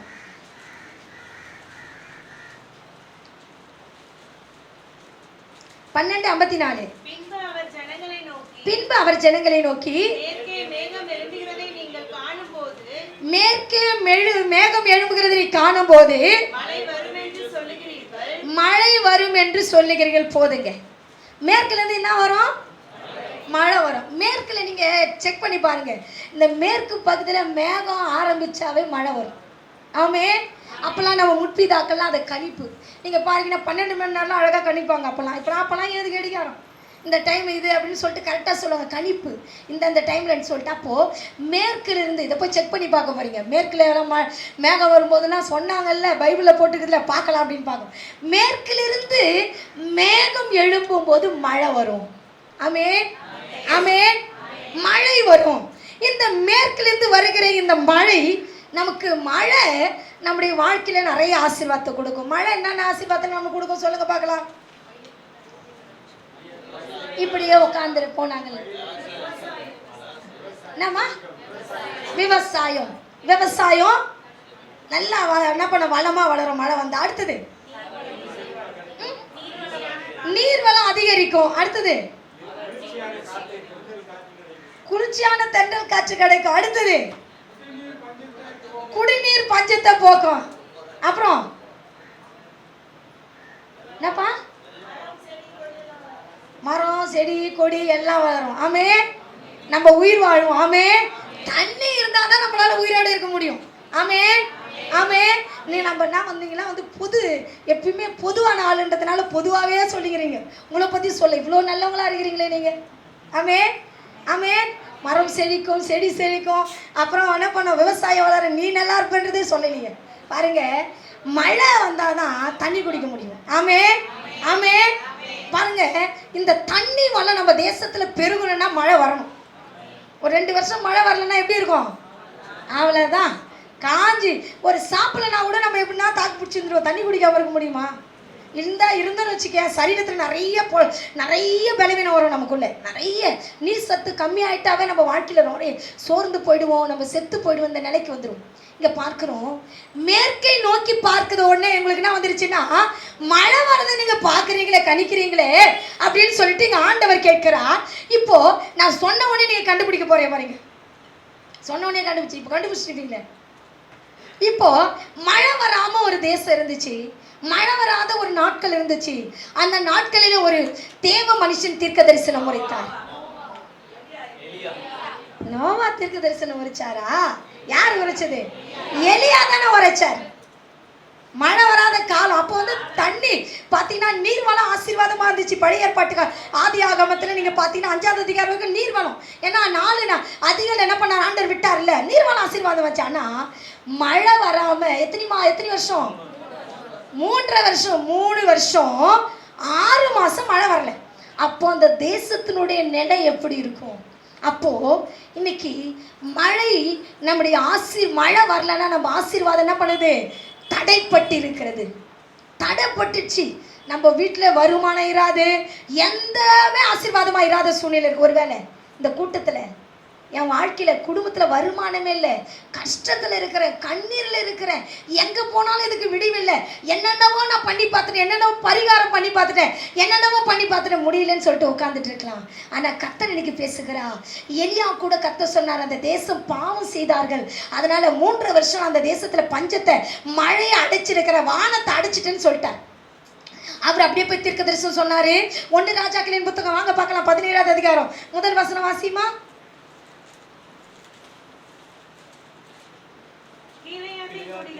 கிளையாத்தின் குடிகளே, ஆகாப்பை நோக்கி பனியும் மழையும் பெய்யாதிருக்கும்படி இஸ்ரவேலின் தேவனாகிய கர்த்தருக்கு முன்பாக அவருடைய ஜீவனை கொண்டு சொல்லுகிறேன் என்றார். போதுங்க. இப்போ அவர் சொல்றாரு, மழை மட்டும் வரலன்னு போல, அடுத்தது என்ன வராதுன்னு சொன்னாரு அவரு, பனியும் வராதுன்னாரு. என்ன வராதுன்னாரு? பனியை. 3 வருஷம், 1 வருஷம் மழை வரலன்னா நம்மளுக்கு எவ்வளோ கஷ்டமா இருக்கும். 3 வருஷம் மழை வரல, ஜனங்க எவ்வளோ கஷ்டப்பட்டிருப்பாங்க. இப்படிப்பட்ட சூழ்நிலையிலே கர்த்தர் சொல்றாரு, உனக்குள்ள இருக்கிற தேவையில்லாததை எடுத்து போட்டினா நான் மழையை தருவேன் என்று சொன்னார். 18வது அதிகாரத்தில் நீங்கள் பார்த்தீங்கன்னா அங்கே ஒரு என்ன நடக்குது அப்படின்னு பார்த்தீங்கன்னா, ஒரு சவால் நடக்குது. எலியா சொல்கிறாரு, அங்கே பாகால் இருக்கிற தீர்க்கதரிசி 450 பால்கால் தீர்க்கதரிசியை பார்த்து சொல்கிறாரு, நீங்கள் என்ன பண்ணுங்க, உங்கள் தெய்வத்தை நோக்கி கூப்பிடுங்க, அவர் மழை வர வைக்கிறாரா பார்க்கலாம் அப்படின்னு சொல்லிட்டு என்ன பண்ணுறாரு, இவங்க கூப்பிடுறாங்க. இவங்க காலையிலேருந்து சாயங்காலம் வரைக்கும் கூப்பிடுறாங்க, என்ன வரல, மழை வரல, அவங்க தெய்வமும் வரல. ஆமே, தெய்வம் வரல. தெய்வம் வராமல் இருந்துச்சு. கத்தி கத்தி பார்த்தாங்க. அப்புறம் எலியா ஜெபிக்கிறார், வானத்துலேருந்து அக்கினி வந்து அங்கேருந்து தானே பலிப்படத்தை சுட்டரிச்சிச்சு அப்படின்னு பார்க்குறோம். இப்படி சுட்டரிச்ச பின்னாடி வாசிங்க 18வது அதிகாரத்தில் 40வது வசனம் வாசிங்க பார்க்கலாம். அப்பொழுது எலியா அவர்களை நோக்கி, நீங்கள் பாகாலின் தீர்க்கதரிசிகளில் ஒருவரும் தப்பி போகாதபடிக்கு அவர்களை பிடியுங்கள் என்றார். அவர் அவர்களை பிடித்த போது எலியா அவர்களை கீசோன் ஆற்றங்கரையிலே கொண்டு போய் வெட்டி போட்டான். ஆமென். எலியா என்ன பண்ணிட்டான்? தேவையில்லாத என்ன பண்ணிட்டான்? வெட்டிட்டான். தேவையில்லாத என்ன பண்ணிட்டான்? தேவையில்லாத என்ன பண்ணிட்டான்? வெட்டிட்டான். ஆமென். உன் வாழ்க்கையில ஆசீர்வாதம் வரணும்னா தேவையில்லாத என்ன பண்ணணும்? பக்கத்துல இருந்தா கூட வெட்டி போட்டுடணும். ஆமென். ஆமென். தேவையில்லாத நட்பு உனக்கு வேண்டாம். உன் ஆசீர்வாதத்தை எது கெடுக்குதோ அந்த நட்பு உனக்கு வேண்டாம். உன் ஆசீர்வாதத்தை எது கெடுக்குதோ அந்த உறவு உனக்கு வேணாம். உன் ஆசீர்வாதத்தை எது கெடுக்குதோ அந்த போன் உனக்கு வேணாம். உன் ஆசீர்வாதத்தை எது கெடுக்குதோ அந்த பேச்சு உனக்கு வேணாம். உன் ஆசீர்வாதத்தை எது கெடுக்குதோ அந்த டிவி உனக்கு வேணாம். ஆமே ஆமே. தேவையில்லாத என்ன பண்ணிடணும்? வெட்டிடணும். தேவையில்லாத என்ன பண்ணிடணும்? வெட்டிடணும். ஆமே ஆமே. உன் வாழ்க்கையில பக்கத்துல கை பிடிச்சி சொல்லுங்க பார்க்கலாம். உன் வாழ்க்கையில ஆசீர்வாதமான மழை வரணும்னா தேவையில்லாதத வெட்டிடு. மூஞ்ச பார்த்து சொல்ல, தேவையில்லாதத வெட்டிடு. ஆமே ஆமே. கர்த்தர் தேவையில்லாத உறவை உன்னை விட்டு பிரிக்கிறார். ஆமே. அவன் வெட்டி போட்டான். ஆற்றிலே வெட்டி போட்ட பின்னாடி அப்போ அவன் சொல்ற காரியம் வாசிங்க அடுத்த வசனம். பின்பு எலியா ஆகாப்பை நோக்கி, நீ போ, போஜனம் பண்ணு, பெருமழையில் இரைச்சல் கேட்கப்படுது என்ற. மறுபடியும் நம்ம எல்லாம் சேர்ந்து வாசிக்க போறோம். வாசிக்க பார்க்கலாம். பின்பு எலியா ஆகாப்பை நோக்கி, நீ போ, போஜன பானம் பண்ணு, பெருமழையில் இரைச்சல் சத்தம் கேட்டுச்சு. ஆமென். பாருங்க, இப்ப கேட்டுச்சா? கேட்கவே இல்லைங்க. நீங்க பாத்தீங்கன்னா இவர் சொல்றாரு ஆகாப்பை பார்த்துட்டு, நீ தேவையில்லாததை கட் பண்ணிட்ட, தேவையில்லாத வெட்டி போட்ட, நீ போய் போஜனம் பண்ணு, கர்த்தர் பெருமழையில் இரைச்ச சத்தம் என் காதுல கேட்க ஆரம்பிச்சிச்சுன்னு சொல்லிட்டான். சொல்லிட்டு எலியா போயிட்டு முழங்கால் படியிட்டு முகம் குப்புற விழுந்து சமுத்திரத்தை நோக்கி பார்க்கும்படியாக வேலைக்காரன் அனுப்புறான். வேலைக்காரன் போயிட்டு வரானா. எலியா என்ன பண்ணல? போல. அவன் யாரை பார்த்தான்? கர்த்தரை நோக்கி பார்த்தான். கர்த்தரை நோக்கி பார்த்தான். கர்த்தரை நோக்கி பார்த்தான். போய் பாருன்னு 6 முறை அனுப்பினான். வரவே இல்லை, எதுவுமே இல்லை, மழை வர்றதுக்கு அறிகுறியே இல்லை அப்படின்னு சொல்லிட்டு வேலைக்காரன் சொல்லிட்டான். நல்லா கவனிங்களேன், ரொம்ப இன்ட்ரெஸ்டாக இருக்கும் இந்த சாப்டர். மழை வர்றதுக்கு அறிகுறியே இல்லைன்னு சொல்லிட்டு 7வது முறை போய் பாருண்ணா. ஏன்னா அவனுக்கு ஒரு திட நம்பிக்கை என்னன்னா, கர்த்தர் எனக்கு வாக்கு பண்ணியிருக்கிறார், தேவையில்லாததை நான் வெட்டி போட்டுட்டேன்னா எனக்கு வர வேண்டிய ஆசீர்வாதம் வரும்னு அவன் விசுவாசிச்சான். ஆண்டவருடைய வசனத்தை நம்பினான். உன் வாழ்க்கையில ஆண்டவர் கொடுத்த வாக்கு தத்துவத்தை நம்பும் போது நிச்சயமா சொல்ற, விட வேண்டியதை விட்டினா கர்த்தர் கொடுக்க வேண்டியதை உனக்கு கொடுப்பார். இவன் அனுப்பிக்கிட்டே இருக்கிறான் பாருங்க, 1 மணி நேரத்துக்கு ஒரு முறை, 1 மணி நேரத்துக்கு இப்படி அனுப்பிக்கிட்டே இருக்கிறான். கடைசியா அவன் போனான். போயிட்டு உடனே 7வது மணி நேரம் அவன் போய் நின்ன போது அவன் வந்து சொல்றான், வேலைக்காரன், கையளவு மேகம் வந்திருக்குது. வெங்கடம் எங்கேருந்து வந்திருக்குது? மேற்கிலிருந்து கையளவு ஒரு மேகம் வந்திருக்குது அப்படின்னு சொன்னான். உடனே அவன் சொல்ற காரியம், ஆகாபிடத்துல போயிட்டு உன் ரதனத்தை பூட்டி கொண்டு போன்னு சொல்லிட்டு அவன் தன் இடுப்பிலே அவன் என்ன பண்ணான், கட்சியை கட்டி கொண்டு ஆகாப்புக்கு முன்பாக ஓடி போனான் என்று வேதம் செறிவாய் போட்டு. அவனுக்குள்ளே வசனத்தின் மேல எவ்வளவு ஒரு பெரிய நம்பிக்கை. நம்ம கூட தேவையில்லாத குணத்தையும் தேவையில்லாத பார்த்தீங்கன்னா தேவையில்லாத காரியத்தை வெட்டி போட்டுட்டீங்கன்னா, தேவையில்லாத கெட்டதொன்னும், தேவையில்லாத கெட்ட ஆலோசனை, தேவையில்லாத கெட்ட நபர் இவெல்லாம் நீ வெட்டி போட்டுட்டீங்கன்னா நீ கவலையே பட தேவையில்லை. வர வேண்டியது உங்களுக்கு கட்டாயம் வந்துடும். ஆமென். வர வேண்டியது தானா உன் வாழ்க்கையில வந்துடும். இங்க அழகா போட்டிருக்கிறது, அவன் என்ன பண்ணான், ரதத்துக்கு முன்பாக ஓடி போனான். ஒரு பெருமழையினுடைய இரைச்சல் சத்தத்தை கேட்டான். அந்த இரைச்சல் சத்தம் என்ன நினைச்சுன்னா பெருமழையை கொடுத்துச்சான். எழுப்புதலின் மழையை கத்தர் கொடுத்தது. இன்னைக்கு கத்தர் உங்களை பார்த்து சொல்றாரு, ஆண்டவர் தேவையில்லாததை உன் வாழ்க்கையிலேருந்து நீ எடுத்துட்டினா, தேவையில்லாத உறவை கட் பண்ணிட்டினா, தேவையில்லாத குணத்தை நீ கட் பண்ணிட்டினா, தேவையில்லாத மாம்ச காரியத்தை நீ எடுத்து போட்டினா, கர்த்தர் உனக்கு கொடுக்க வேண்டியதை கட்டாயம் நிச்சயமாய் கொடுப்பார். ஆமென், ஆமென். அவர் உனக்கு கொடுப்பார். அவர் நிச்சயமா அவனுக்கு கொடுப்பார். இங்க அதான் அழகு சொல்லப்பட்டிருக்குது, ஆண்டவர் கொடுக்க ரெடியா இருக்கிறார். எங்கிருந்து இருக்கிற ஆசீர்வாதத்தை? எந்த பகுதியில் இருக்கிற ஆசீர்வாதம்? மேற்கிலிருந்து வருகிற ஆசீர்வாதம். மேற்கிலிருந்து மழை என்கிற ஆசீர்வாதம் உனக்கு வரப்போகிறது. எழுப்புதல் என்கிற ஆசீர்வாதம் வாழ்க்கையில வரப்போகிறது. ஆண்டவருடைய வாக்குத்தத்தம் என்கிற ஆசீர்வாதம் வாழ்க்கையில வரப்போகுது. இதை பெற்றுக்கொள்ள வேண்டுமானால் நீ கர்த்தருடைய வார்த்தை என்ன பண்ணணும்? அறிக்கை செய்யணும். 2வது தேவையில்லாததை எடுத்து போடணும். ஆமென், ஆமென். ஆனா பெருமழை இரைச்சல் சத்தம் என் காதுல கேட்டு போட்டு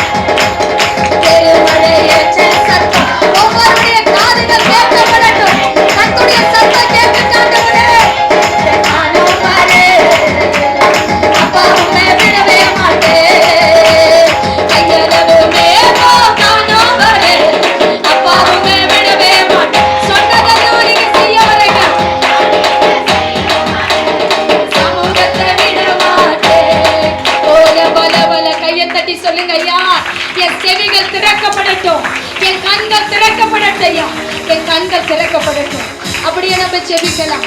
எல்லாம் சொல்ல, ஏசப்பா, எல்லாம் சொல்லுங்க, ஏசப்பா, என் வாழ்க்கையில தேவையில்லாததை நான் வெட்டணும்பா. அப்பொழுது நீங்க வச்சிருக்கிற ஆசீர்வாத மழையை நான் பெற்றுக்கொள்ளுவேன். எனக்கு உதவி செய்யும், எனக்கு உதவி செய்யும், எனக்கு உதவி செய்யும். இயேசுவின் நாமத்தில் பிதாவே, ஆமென், ஆமென், ஆமென். உன் வாழ்க்கையில தேவையில்லாதது நீ கட் பண்ணிப்பாரு, தேவையில்லாத குணாதிசயத்தை கட் பண்ணிப்பாரு. கர்த்தர் வாழ்க்கையில பெரிய காரியங்களை செய்வார். ஆமென் சொல்லுங்களேன், ஆமென் சொல்லுங்களேன், ஆமென், ஆமென். அடுத்தது தெற்கிலிருந்து நமக்கு வரப்போற ஆசீர்வாதத்தை நம்ம பார்க்க போறோம். வாசிக்கலாம். சங்கீத புத்தகம் 126வது சங்கீதம். எல்லாருக்கும் தெரிஞ்ச வசனம் தெரியுமா? நான் வேற சொல்லிட்டேன்.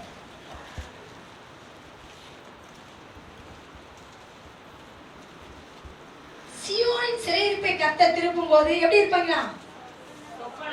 சொப்பனம் காண்கிறதை போல் இருந்தார்கள். அல்லேலூயா, அல்லேலூயா. இங்க சொல்லப்பட்டிருக்குது, சீயோனுடைய சிறையிருப்பை திருப்பும் போது சொப்பனம் காண்கிறதை போல் இருந்தார்கள். ஆமென், ஆமென். 4வது வசனம் வாசிக்கிறேன். கர்த்தாவே தெற்கத்தி வெள்ளத்தை திருப்புவது போல எங்கள் சிறையிருப்பை திருப்போம். எல்லாம் மனப்பாடமா சொல்லுங்க பார்க்கலாம். பார்த்து, கர்த்தாவே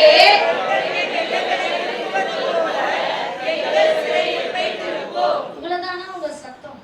இவ்வளவுதானா உங்க சத்தம்? மறுபடியும் வாசிக்க பார்க்கலாம்.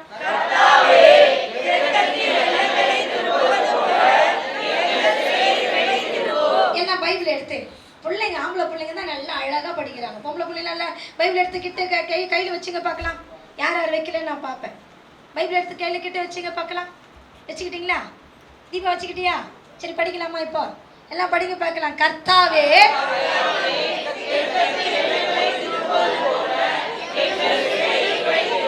ரொம்ப அழகா வாசிக்க. இன்னொரு அடி வாசிக்க பார்க்கலாம்.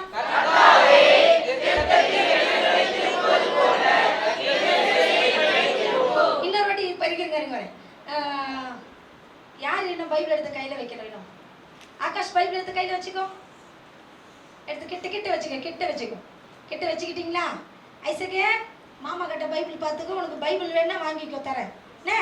சரி, இப்போ வச்சுக்கிட்டீங்களா எல்லாரும்? இந்த வசனத்தை இப்போ மறுபடியும் வாசிக்க போறோம். வாசிக்க பார்க்கலாம். கர்த்தாவே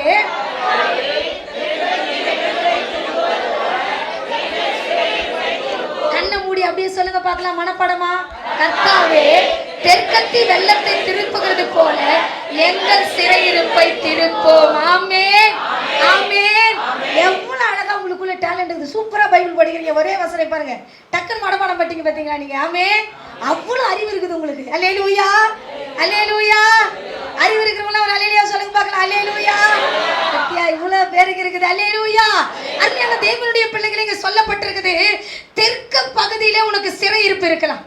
இந்த சிறையிருப்பு எதனால வந்ததுன்னா கீழ்ப்படியாதனால வந்துச்சு. இஸ்ரவேல் ஜனங்க என்ன பண்ணிட்டாங்க? ஒரு பேச்சையும் கேட்க மாட்டாங்க. ஆண்டவர் சொன்னா என்ன பண்ண மாட்டாங்க? சொல்லுங்களேன். ஆண்டவர் சொன்னா என்ன பண்ண மாட்டாங்க? கேட்கவே மாட்டாங்க. ஆனா நீங்க அப்படி இல்லை. நீங்க சொன்ன உடனே கேட்பீங்க. ஆமென், ஆமென், ஆமென். சொல்லுங்களேன். ஆமென். எல்லாம் கவனிங்க. இங்க தெளிவா போட்டிருக்குது, சிறையிருப்புல போய் மாட்டிக்கிட்டாங்க. பாத்தீங்கன்னா 70 வருஷம். மீதி வருஷத்துல 12 வருஷம், 7 வருஷம், மீதியான கட்ட 7 வருஷத்துல அடிமையா. இப்படி 12 வருஷம், 14 வருஷம் இப்படியே பார்த்தார் ஆண்டவர். இவனுக்கு 10 வருஷம் கொடுத்தா, உபத்திரம் கொடுத்தா, இவனுக்கு என்ன பண்ண? திருந்தல. 7 வருஷம் கொடுத்து பார்த்தேன், திருந்தல. 10 வருஷம் கொடுத்து பார்த்தா திருந்தல. 14 வருஷம் கொடுத்தா திருந்தலன்னு சொல்லிட்டு என்ன பண்ணிட்டாரு? டோட்டலா 70 வருஷம் கொடுத்துட்டாரு. நம்ம வருஷம், நம்முடைய ஆயுசு நாட்கள் எத்தனை வருஷம்? 70 வருஷம். வாழ்நாள் முழுவதும் உன் சொந்த பூமிக்கு வராத, போய் சாவு அப்படின்ட்டார். என்ன சொல்லிட்டாரு? போய் சாவுன்ட்டார். ஆனா விடல ஆண்டவர். ஆமென், ஆமென். நம்ம ஆண்டவர் வர்றவர் கிடையாதுங்க. ஒன்றும் இல்லைன்னா கூட அப்பான்னு கூப்பிட்டா என்ன பண்ணுவாரு? தோ இருக்கிறேன்னு சொல்லுவார். அதான் போட்டிருக்கேன். ஏசாயால எனக்கு ரொம்ப பிடிக்கும். நீ சத்தமிட்டு கூப்பிடுவாய். சத்தமிட்டு கூப்பிடுவேன். நான் என்ன பண்ணுவேன்? உடனே உனக்கு உடனே பதில் கொடுப்பேன். இப்போ நம்ம பிடிச்சவங்களுக்கு தான் என்ன பண்ணுவோம்? நம்ம கூப்பிட்ட உடனே பதில் கொடுப்போம். ஒரு வேளைக்கு நம்மளை கூப்பிடுவாங்க நம்ம வீட்லேயே, எங்கடா வேலை செய்ய கூப்பிடுறாங்கன்னுட்டு காதே கேட்காத மாதிரி உட்காந்துட்டு இருப்போம். கூப்பிட்டியா கூப்பிட்டியான்னு கேட்போம் பாரு. ஒரு வார்த்தை கூப்பிட்டியான்னு கேட்போம் பாரு. அது ரொம்ப கொடுமையாக இருக்கும். ஒரு சிலருக்குலாம் நம்ம கூப்பிடுறதுக்கு அவங்கள பற்றி நம்ம தப்பாக சொல்கிறது மட்டும் கரெக்டாக கேட்டுருவாங்க. எங்கள் வீட்டில் நடக்கும். கூடும்போதுலாம் காரிலே கொடுக்க மாட்டாங்க எங்கள் அத்தை. ஆனால் எங்கள் மாமா ஒரு வார்த்தை சொல்லிட்டாருன்னு வச்சுக்கோ, உடனே வந்துடும் சண்டை. இது மட்டும் எப்படி கேட்குது அத்தை உனக்குன்னு நான் கேட்பேன் பாருங்க. இப்போ ஆனால் இங்கே சொல்லப்பட்டது, நீ கூப்பிடுவாய், சத்தமிட்டு கூப்பிடுவான், தோக்குறேன். அப்போனா நமக்கு அடிமை போல கர்த்தர் சத்தத்தை கேட்க வராரு. எவ்வளோ நல்லவர் பத்தியா அந்த ஆண்டவர். இவர் பார்த்தாரு, எத்தனை வருஷம் தான் பொறுப்பாரு. பொறுத்து பார்த்துட்டு போ அப்படின்னு விட்டார். 70 வருஷம் அடிமையா இருக்கிறாங்க. அவங்க வாழ்க்கை முடிஞ்சு போச்சு அப்படின்னு ரொம்ப ஃபீல் பண்ணி அவ்வளோதான் நினச்சிட்டு இவங்க இருக்கிறாங்க. இருக்கிற டைம்ல எசேக்கியா கிட்ட கர்த்தர் பேசுகிறார். 37வது அதிகாரம் வாங்க பார்க்கலாம். 37வது அதிகாரத்துக்கு இன்னைக்கு ஆராதனையில் கர்த்தர் நம்ம கூட பேசுகிற வார்த்தை தான். 37வது அதிகாரத்தில் 37வது அதிகாரம் எடுத்துட்டீங்களா? 11வது வசனத்திலிருந்து 14வது வசனம் வரைக்கும் அழகா என் காதில் இனிமையாக கேட்குற மாதிரி கொஞ்சம் வாசிக்க பார்க்கலாம், நல்லா கேட்குற மாதிரி வாசிக்க பார்க்கலாம். அப்பொழுது அவர் என்னை நோக்கி, மனுபுத்திரனே, இந்த எலும்புகள் இஸ்ரவேல் வம்சத்தார் அனைவருமே இதோ. எல்லாம் சேர்ந்து வாசிக்கலாமா? நல்லா இருக்கும். நீங்க படிச்சு பாருங்க. அந்த வசனம் படிக்க படிக்க உனக்குள்ள ஒரு புது பலன் வரப்போகுது. ஏன்னா பைபிள்ல போட்டிருக்குது, வசனம் படிக்கும் போது, வசனம் கேட்கும் போது உன் இருதயம் என்ன ஆகுமா? கொழுந்து விட்டு எரியும். எப்படி எரியும்? கொழுந்து விட்டு எரியும். நீங்க இந்த இரவு ஜபம் நடந்துச்சு எறையூர்ல போன வெள்ளிக்கிழமை. ஒரே ஃபயர் தான். வந்தவங்களை கேட்டு பாருங்களேன். அக்கினி தான், அக்கினி பிரசங்கம் தான். அந்த அக்கினி பிரசங்கத்தை கேட்டவங்கலாம் நைட்லாம் தூங்காத அக்கினியா இருந்தாங்க. ஆமேன், ஆமேன். பாருங்க, அவ்வளோ ஒரு நல்ல தேவ செய்தியை கர்த்தர் கொடுத்தா. நல்ல தேவ செய்தி, அநேகருடைய வாழ்க்கையை மாற்றுகிற தேவ செய்தி. ரொம்ப அந்த செய்தி இன்ன வரைக்கும் என் காதில் கேட்டு. எஃப்சி இங்கே பாரு, எஃப்சி எஃப்சி இங்கே பாரு, கூப்பிடு. தோலை உரிச்சிடுவேன். நாடி பேசினேன், சும்மா பேசின்னு இருக்கிறேன். நல்லா கவனிங்க. இன்னும் என் காதில் தோணிச்சிட்டே இருக்குது. அக்கினியா இருக்கிறவன் என்னைக்குமே அக்கினின்னு பேர் வச்சுட்டா இப்போ அப்படியே ஃபயராக இருந்துக்கிட்டே இருக்கணும். ஆமே. எப்பெல்லாம் நீ வந்து நெருப்பு அணையுதா அப்போ என்ன பண்ணோம்? டக்குன்னு என்ன பண்ணோம்? நெருப்பாக்குறவங்க கூட போய் கூட சேர்ந்துக்கணும். ஆமே, ஆமே. ஜப குறைவாகும் போது ஜெபிக்கிறவங்க கூட சேர்ந்துடணும். ஜெபிக்காதவங்க கூட சேர்ந்துட்டேன், நீயும் போச்சு அதுவும் போச்சு. ஆமே, ஆமே. நல்லா கவனிங்க. இங்கே என்ன ஆயிடுச்சுன்னா, அவங்க சொல்கிறாங்க, நாங்கள் ஆண்டவர் சொல்கிறாரு, இந்த இஸ்ரவேல் ஜனங்க, மறுபடியும் வாசிங்களா அந்த வசனத்தை. உங்ககிட்ட உங்களுக்கு எடுத்துக்காட்டு சொல்லி சொல்லியே நான் வசனத்தை மறந்துடுறேன். வாசிங்க பார்க்கலாம் மறுபடியும் 11.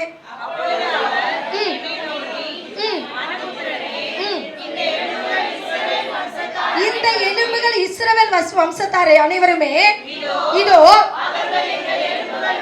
எங்கள் எலும்புகள் உலர்ந்து போயிற்று, எங்கள் நம்பிக்கை அற்று போயிற்று, அறுப்புண்டு போகிறோம் என்றார்கள். ஆகையால் தீர்க்க தரிசனம் உரைக்கிறது. சொல்ல வேண்டியது என்னவென்றால், கர்த்தராகிய ஆண்டவர் உரைக்கிறார், இதோ என் ஜனங்களே, பிரேத குழிகளை திறந்து உங்களை உங்கள் பிரேத குழியிலிருந்து வெளிப்பட பண்ணவும், உங்களை இஸ்ரவேல் தேசத்துக்கு வர பண்ணுவேன். என் ஜனங்களே, உங்கள் பிரேத குழியை திறந்து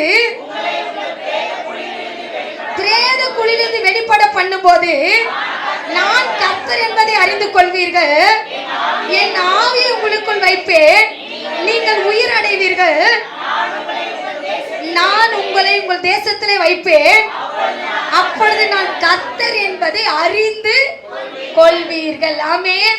இங்க பார்க்கிறோம், தெற்கில் இருந்து, தெற்குல பாபிலோன் தேசம் எங்க இருக்குதுன்னா தெற்கு பகுதியில் தான் இருக்குது.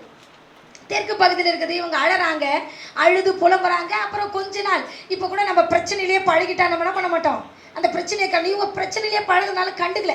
அப்படியே என்ன பண்ணிட்டாங்க, பாபிலோன் தேசத்தில் இவங்க என்ன பண்ணிட்டாங்க அப்படின்னா வீடு கட்டிட்டாங்க, வியாபாரம் பண்ணலாம் ஆரம்பிச்சிட்டாங்க. ஆனால் ஒரு நாள் வந்துச்சு, ரொம்ப அழகாக பைபிளில் போட்டிருக்குது. நாள் வந்த உடனே ஆண்டவர் என்ன பண்ணார்னா, தெற்குத்தி வெள்ளத்தை திருப்புறது போல இஸ்ரவேலுடைய சிறையிருப்பு கர்த்தர் திருப்பிட்டார். வெள்ளத்தை திருப்ப முடியுமா? தண்ணியை திருப்பலாம். வெள்ளம் அடிச்சுட்டு வரும்போது உடனே நம்ம அணை கட்ட முடியுமா? அணை கட்ட முடியவே முடியாதுங்க, அணை கட்ட முடியாது. ஆனா கர்த்தர் நினைச்சார், நான் உனக்காக தண்ணியை மதில் சோறா கட்டுவார். ஆமென். பார்க்கிறோம், செங்கடலை ரெண்டா பிளந்துட்டு அந்த தண்ணி என்ன பண்ணுச்சுன்னா, இஸ்ரவேல் ஜனங்க ரெண்டு பக்கமும் மதில் சோறா நின்னுச்சான். நிக்கிறதுனா நிக்கும், சுவர் தான் நிற்கும், வேற வேற பொருள் என்ன பண்ணாது, நிற்காது. ஒரு திடமானது தான் என்ன பண்ணும், நிற்கும். ஒரு வெயிட்டானதான் நிற்கும். தண்ணி வெயிட்டா? வெயிட் இல்லை, ஆனால் நின்றுச்சு. மதுள் சுவரை கட்டுறாரு. இன்னைக்கு கத்த சொல்கிறாரு, தெற்குத்தி வெள்ளத்தை திருப்ப முடியாது, வெள்ளத்தை திருப்ப முடியாது. நான் டூருக்கு போயிருந்தேன், உங்களுக்கு தெரியும், மே மாதத்தில் போயிட்டு இருந்தேன். அப்போ ஒரு ஆறில் போய் குளித்தேன். குளிக்கும்போது ஆறு மேலேருந்து தண்ணி ஊற்றிட்டே இருந்துச்சு. ஆறில் குளித்தேன். அந்த அந்த அந்த வெயிட்டாக வந்து தண்ணி மேலே ஊற்றுது பாருங்க. அது ஒரு இடத்துல நிற்க வைக்கல, தள்ளி தள்ளி தள்ளி கொண்டு போயிடுது. நிறைய பேர் கீழே வந்தாங்க. அப்போ நான் எனக்கு ஒரு ஃபீலிங் என்ன தெரியுமா வந்தது, இந்த சுனாமியில் செத்து போனவங்க இப்படி தான் செத்து போயிருப்பாங்கல்ல. எவ்வளோ வெயிட் ஆனாலும் அந்த தண்ணி என்ன பண்ணிட்டு அவங்கள அந்த இடத்துல தள்ளி விட்டுடுது. நிறைய பேர் விழுந்தாங்க. நிறைய பேர் விழுந்து காயத்தோடு போனாங்க. அப்போ எனக்கு ஃபீலிங், ஆண்டவரே இது மாதிரிலாம் எத்தனை பேர் விழுந்து செத்து போயிருப்பாங்க, இப்படிலாம் இந்த நிலை இங்கே வராதபடி நீங்கள் அந்த தண்ணியில் குளிக்கும் போதே எனக்கு ஒரு பாரம். அந்த இடத்துல நான் ஜெபிச்சேன். இன்னைக்கு எதுக்கு சொல்கிறேன்னா, வெள்ளத்தில் எந்த மனுஷன் தப்பவே முடியாது. ரோட்டில் இருந்தெல்லாம் வாரின்னு போயிடுச்சு, என்ன ஆயிடுச்சு, சுனாமி. ரோட்டில் இருந்தவங்களாம் அதெல்லாம் ரொம்ப கொடுமை தெரியுமா. ஒரு குழந்தை இன்ன வரைக்கும் என் மைண்டில் என் கண்ணு முன்னாடியே இருக்குது. அப்பா அம்மா செத்து போனதை அப்படியே உட்காந்து நின்று அழுதுச்சு. அதெல்லாம் என் லைஃப்பில் மறக்கவே மாட்டேன். நான் ரொம்ப அதுக்காக அழுது ஜெபிச்சிருக்கிறேன். அப்படி அந்த வெள்ளத்தை திருப்பவும் முடியாது. அவ்வளோதான் அப்படின்னு சொல்லிட்டு உன் வாழ்க்கை ஒரு வேளை நீங்கள் உட்காந்துருக்கலாம். அவ்வளோதான், என் வாழ்க்கை முடிஞ்சிச்சு, இந்த பிரச்சனைக்கு முடிவு கிடையாது, கடவுள் கூட இதுக்கு எனக்கு தீர்வு செய்ய மாட்டார். ஒரு வேளை நீ அப்படி ஃபீல் பண்ணி உட்காந்துட்டு இருக்கலாம். கர்த்தர் சொல்றாரு, தெற்கத்தி வெள்ளத்தை திருப்புகிறது போல உன் சிறையிருப்ப கர்த்தர் நிச்சயமா திருப்புவார். இது மாற்றமே இல்லை, கர்த்தர் நிச்சயமாய் செய்வார். அவர் செய்வார், நிச்சயமா வாழ்க்கணும் அவர் செய்வார். ஆண்டவர் சொல்றார், சீயோனின் சிறையிருப்பை திருப்பும் போது அவங்க எப்படி இருந்தாங்களாம், சொப்பனம் காண்றவங்களை போல இருந்தாங்களாம். நம்ம கூட சொப்பனம் காணுவோம். தூக்கத்தில் நிறைய வாட்டி என்ன பண்ணுவோம், என்ன காணுவோம், கனவு காணுவோம். என்ன பண்ணுவோம், நம்ம அப்துல் கலாம் சொன்னதெல்லாம் செய்ய மாட்டோம். தூக்கத்தில் என்ன பண்ணுவோம், நம்ம தூக்கத்தில் கனவு காணுவோம். இங்கே பைபிளில் போட்டிருக்குது, கனவு காண்ற டைமில் அவங்க சிறையிருப்பை கத்த விட்டார். அதான் நீ நினைக்காத நேரத்தில் உன் சிறையிருப்பை கத்த திருப்புவேன் என்று சொல்லுகிறார். அவர் நிச்சயமாய் திருப்புவார், அதில் மாற்று கருத்து கிடையாது. இன்னைக்கு கத்த சொல்றாரு, உலர்ந்து போயிருக்கிற எலும்புகளை நீங்கள் கர்த்தருடைய வார்த்தையை கேளுங்கள். விசுவாசி, கர்த்தர் வார்த்தையை நம்பு. அழகா எசேக்கியா தீர்க்கதரிசியை பார்த்து கேட்பார், இந்த எலும்பு உயிரடையுமா? அவன் உசாரு என்ன பண்ணிட்டான், ஆண்டவரே எனக்கு தெரியாது, உங்களுக்கு தான் தெரியான்ட்டான். உடனே சொன்னார், நரம்புகள் உண்டாகட்டும், எலும்புகள் உண்டாகட்டும், தசைகள் உண்டாகட்டும், எல்லாம் உண்டாகட்டும் அப்படின்னு சொன்ன உடனே ஒரு சேனையாய் கால் ஊன்றி நின்றது. கர்த்தர் இந்த வசனத்தை இங்க பேசுறாரு. ஆறாவதுல கர்த்தர் பேசியிருக்கிறார். ஒரு சேனையை இந்த சபையில கர்த்தர் எழுப்ப போகிறார். ஒரு ஜெப சேனையை கர்த்தர் இந்த சபையில எழுப்ப போகிறார். சேனை என்பது கர்த்தருடைய யுத்த வீரனாய் கர்த்தர் உங்களை மாற்ற போகிறார். ஒரு கையை தட்டு. ஆமென், ஆமென், ஆமென். கர்த்தர் உங்களை மாத்த போறார். கர்த்தர் உங்களை மாத்த போறாரு. அருமையான தேவனுடைய பிள்ளைகளை, இன்னைக்கு கர்த்தர் சொல்றா, நீ சிறையிருப்பில் இருக்கிறியா, நீ கவலைப்படாத. உன் சிறையிருப்பு ஒரு நொடியில கர்த்தர் மாத்துவார். அழகா சொல்றாரு எசேக்கியாவுல, எலும்பு பார்த்து தீர்க்க தரிசனம் பேசு, என்ன பண்ணு, நரம்பை பார்த்து தீர்க்க தரிசனம் பேசு, சதைகளை பார்த்து தீர்க்க தரிசனம். ஆண்டு வசனத்தை சொல்லு, நான் உயிரடைவேன். ஆண்டு சொல்றாரு, நான் என்ன பண்ணுவேன், உன் தேசத்துல உன்னை கொண்டு போய் வைப்பேன், நீங்கள் உயிர் அடைவீர்கள். நான் உங்களை பிரேதத்திலிருந்து வெளியே கொண்டு வந்திருக்கிறேன். செத்து போயிருக்கணும் நீ என்னைக்கோ, ஆனா நான் உனக்கு உயிர் கொடுத்து வச்சிருக்கிறேன் என்ன வரைக்கும். ஆமென், ஆமென். நம்மளாம் எப்பயும் செத்து போயிருக்கணும், அப்படிதானே? எத்தனையோ குழந்தைங்க எல்லாம் கருவுல கலைச்சிடுறாங்க. எத்தனையோ குழந்தை நீங்கள் பார்த்தீங்கன்னா, நான் ஏன் சாட்சின்னு சொல்லுன்னு பார்த்தீங்கன்னா, எங்கள் வீட்டில் 5 பொண்ணு என்னோட சேர்த்து. எங்கள் அம்மாவுக்கு மட்டும் 8 பசங்க, நான் தான் கடைசி 7வது பாப்பா, நான் 7வது பொண்ணு.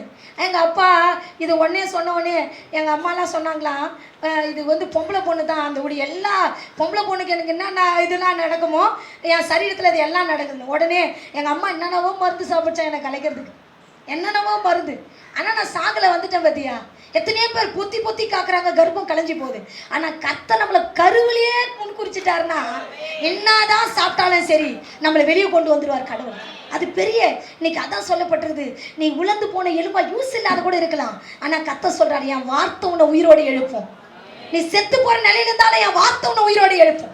அடிக்கடி சொல்லுவாங்க எங்கள் அம்மா, நீ செத்து போயிருக்கணும், ஆனாலும் நான் உன்னை இன்னைக்கு பாரு கடவுள் ஒன்று வச்சிருக்கிறாரு. கடவுள் ஏதோ ஒரு நோக்கத்துக்கா இன்னைக்கு இந்த இடத்துல இந்த முடிச்சூர்ல நிற்கிறதுக்காக தான் கடவுள் என்ன தாயின் கருவிலையை காப்பாற்றி வச்சாரு. ஆமென், ஆமென். அதுக்கு ஒரு நோக்கம் இருக்குது தேவ பிள்ளைய.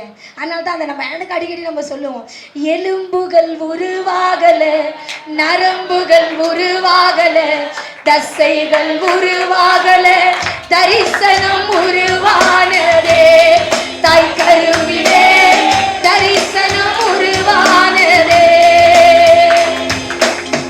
எலும்புகள் உருவாகல, நரம்புகள் உருவாகல, கண்களை மூடி, தரிசனம் உருவானதே, தாய் கருவிலே தரிசனம் உருவானதே. எப்படி பாவுக்கு நன்றி சொல்லுவேன், சொல்ல வார்த்தையே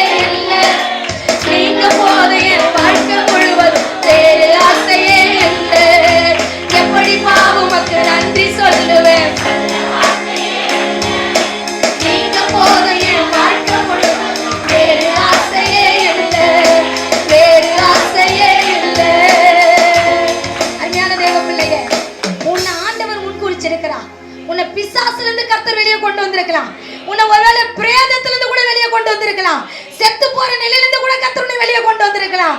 கொண்டு வந்ததுக்கு ஒரு நோக்கம் உண்டு. அவர் சொல்றாரு, நான் சொன்ன மாதிரியே, வாக்கு கொடுத்தா மாதிரியே அந்த தேசத்துல உன்னை கொண்டு போய் நான் வைப்பேன் என்று சொல்றார். நீ உயிரடைவ, நீ கவலைப்படாத, நான் அவ்வளவுதான் கவலைப்படாத, நான் உன்னை மறுபடியும் எழுந்து நிற்க பண்ணுவேன் என்று கர்த்தர் சொல்லுகிறார். அழகா சொல்றாரு. அவங்க தெற்கத்தி வெள்ளத்தை திருப்பது போல கர்த்தாவே எங்க சிறையிருப்பை திருப்பியெல்லாம் அவங்க செபிச்ச உடனே கர்த்தர் ஒரு பெரிய மாற்றத்தை உண்டாக்குனார். இது கர்த்தருடைய கண்களிலே பெரிய ஆச்சரியம். அந்த சங்கீதம் 126வது சங்கீதத்தை வாசிங்களேன். எல்லாம் நம்ம சேர்ந்து வாசிக்க போகிறோம். 126வது சங்கீதத்தை எல்லாம் சேர்ந்து வாசிங்க பார்க்கலாம். எடுத்தாச்சா எல்லாரும்? சரி, எடுங்க. பக்கம் வந்து 752வது பக்கம்.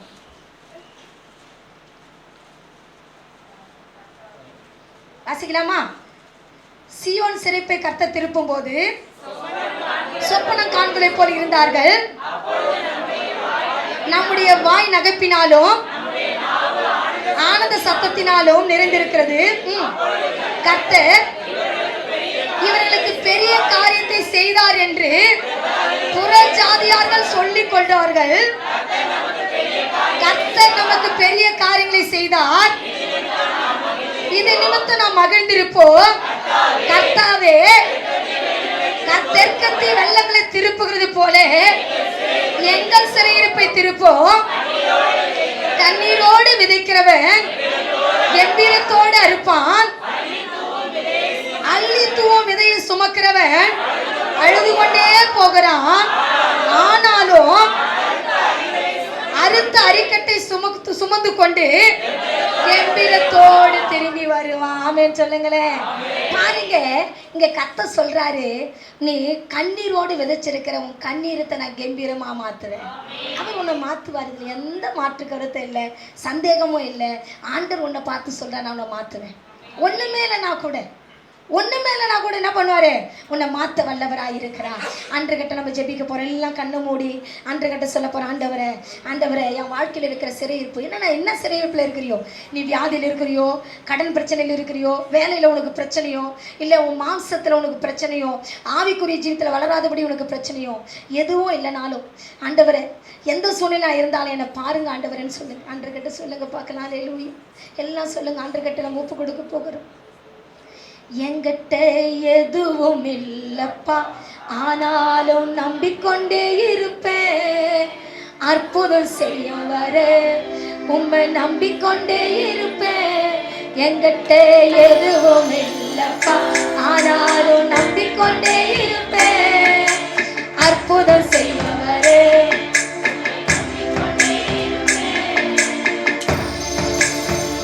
அருமையான தேவ பிள்ளைய, நம்ம கிட்ட ஒண்ணு இல்லைனா கூட அவரை நம்பு.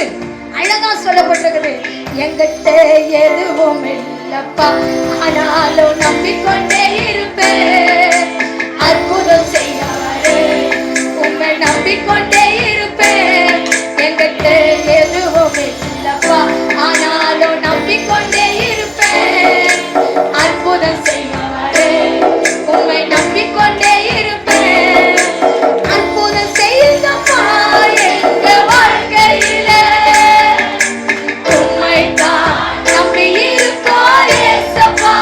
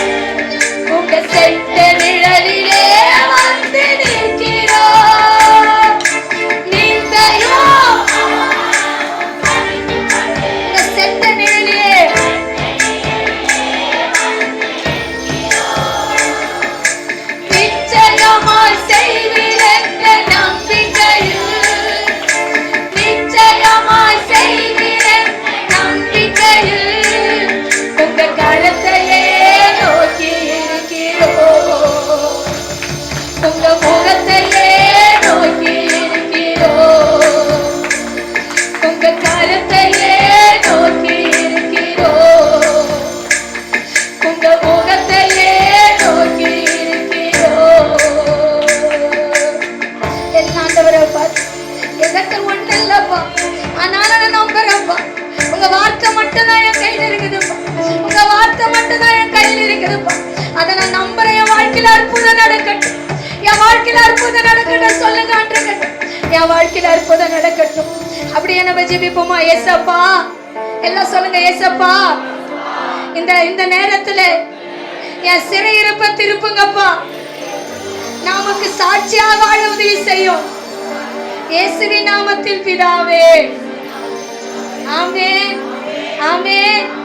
கர்த்தர் உங்க சிறையிருப்பை கர்த்தர் திருப்புவார். ஆமென். அடுத்தது எந்த பகுதிக்கு நம்ம வர போறோம்? இப்போ வடக்கு தேசத்துல இருந்து உனக்கு ஒரு ஆசீர்வாதம் வரப்போகுது. வாசிக்கலாம். எரேமியா எழுதின தீர்க்கதரிசன புத்தகம் 46ஆம் அதிகாரம் 46 பக்கம் 938. 938 எடுத்துங்க பார்க்கலாம். எடுத்தாச்சுங்களா? இப்போ வாசிக்க போற வசனம் 10வது வசனம் வாசிங்க பார்க்கலாம். ஆனாலும் இது சேனைகளின் கர்த்தராகிய ஆண்டவருடைய நாளும் அவர் தம்முடைய சத்துருக்களுக்கு நீதியை சரிக்கட்டுகிற நாளாய் இருக்கிறது.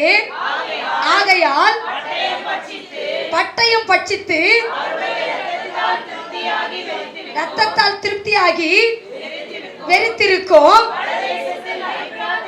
வடதேசத்தில் ஐபிராத் நதி அண்டையிலே சேனைகளின் கர்த்தராகிய ஆண்டவருக்கு ஒரு யாகம் உண்டு.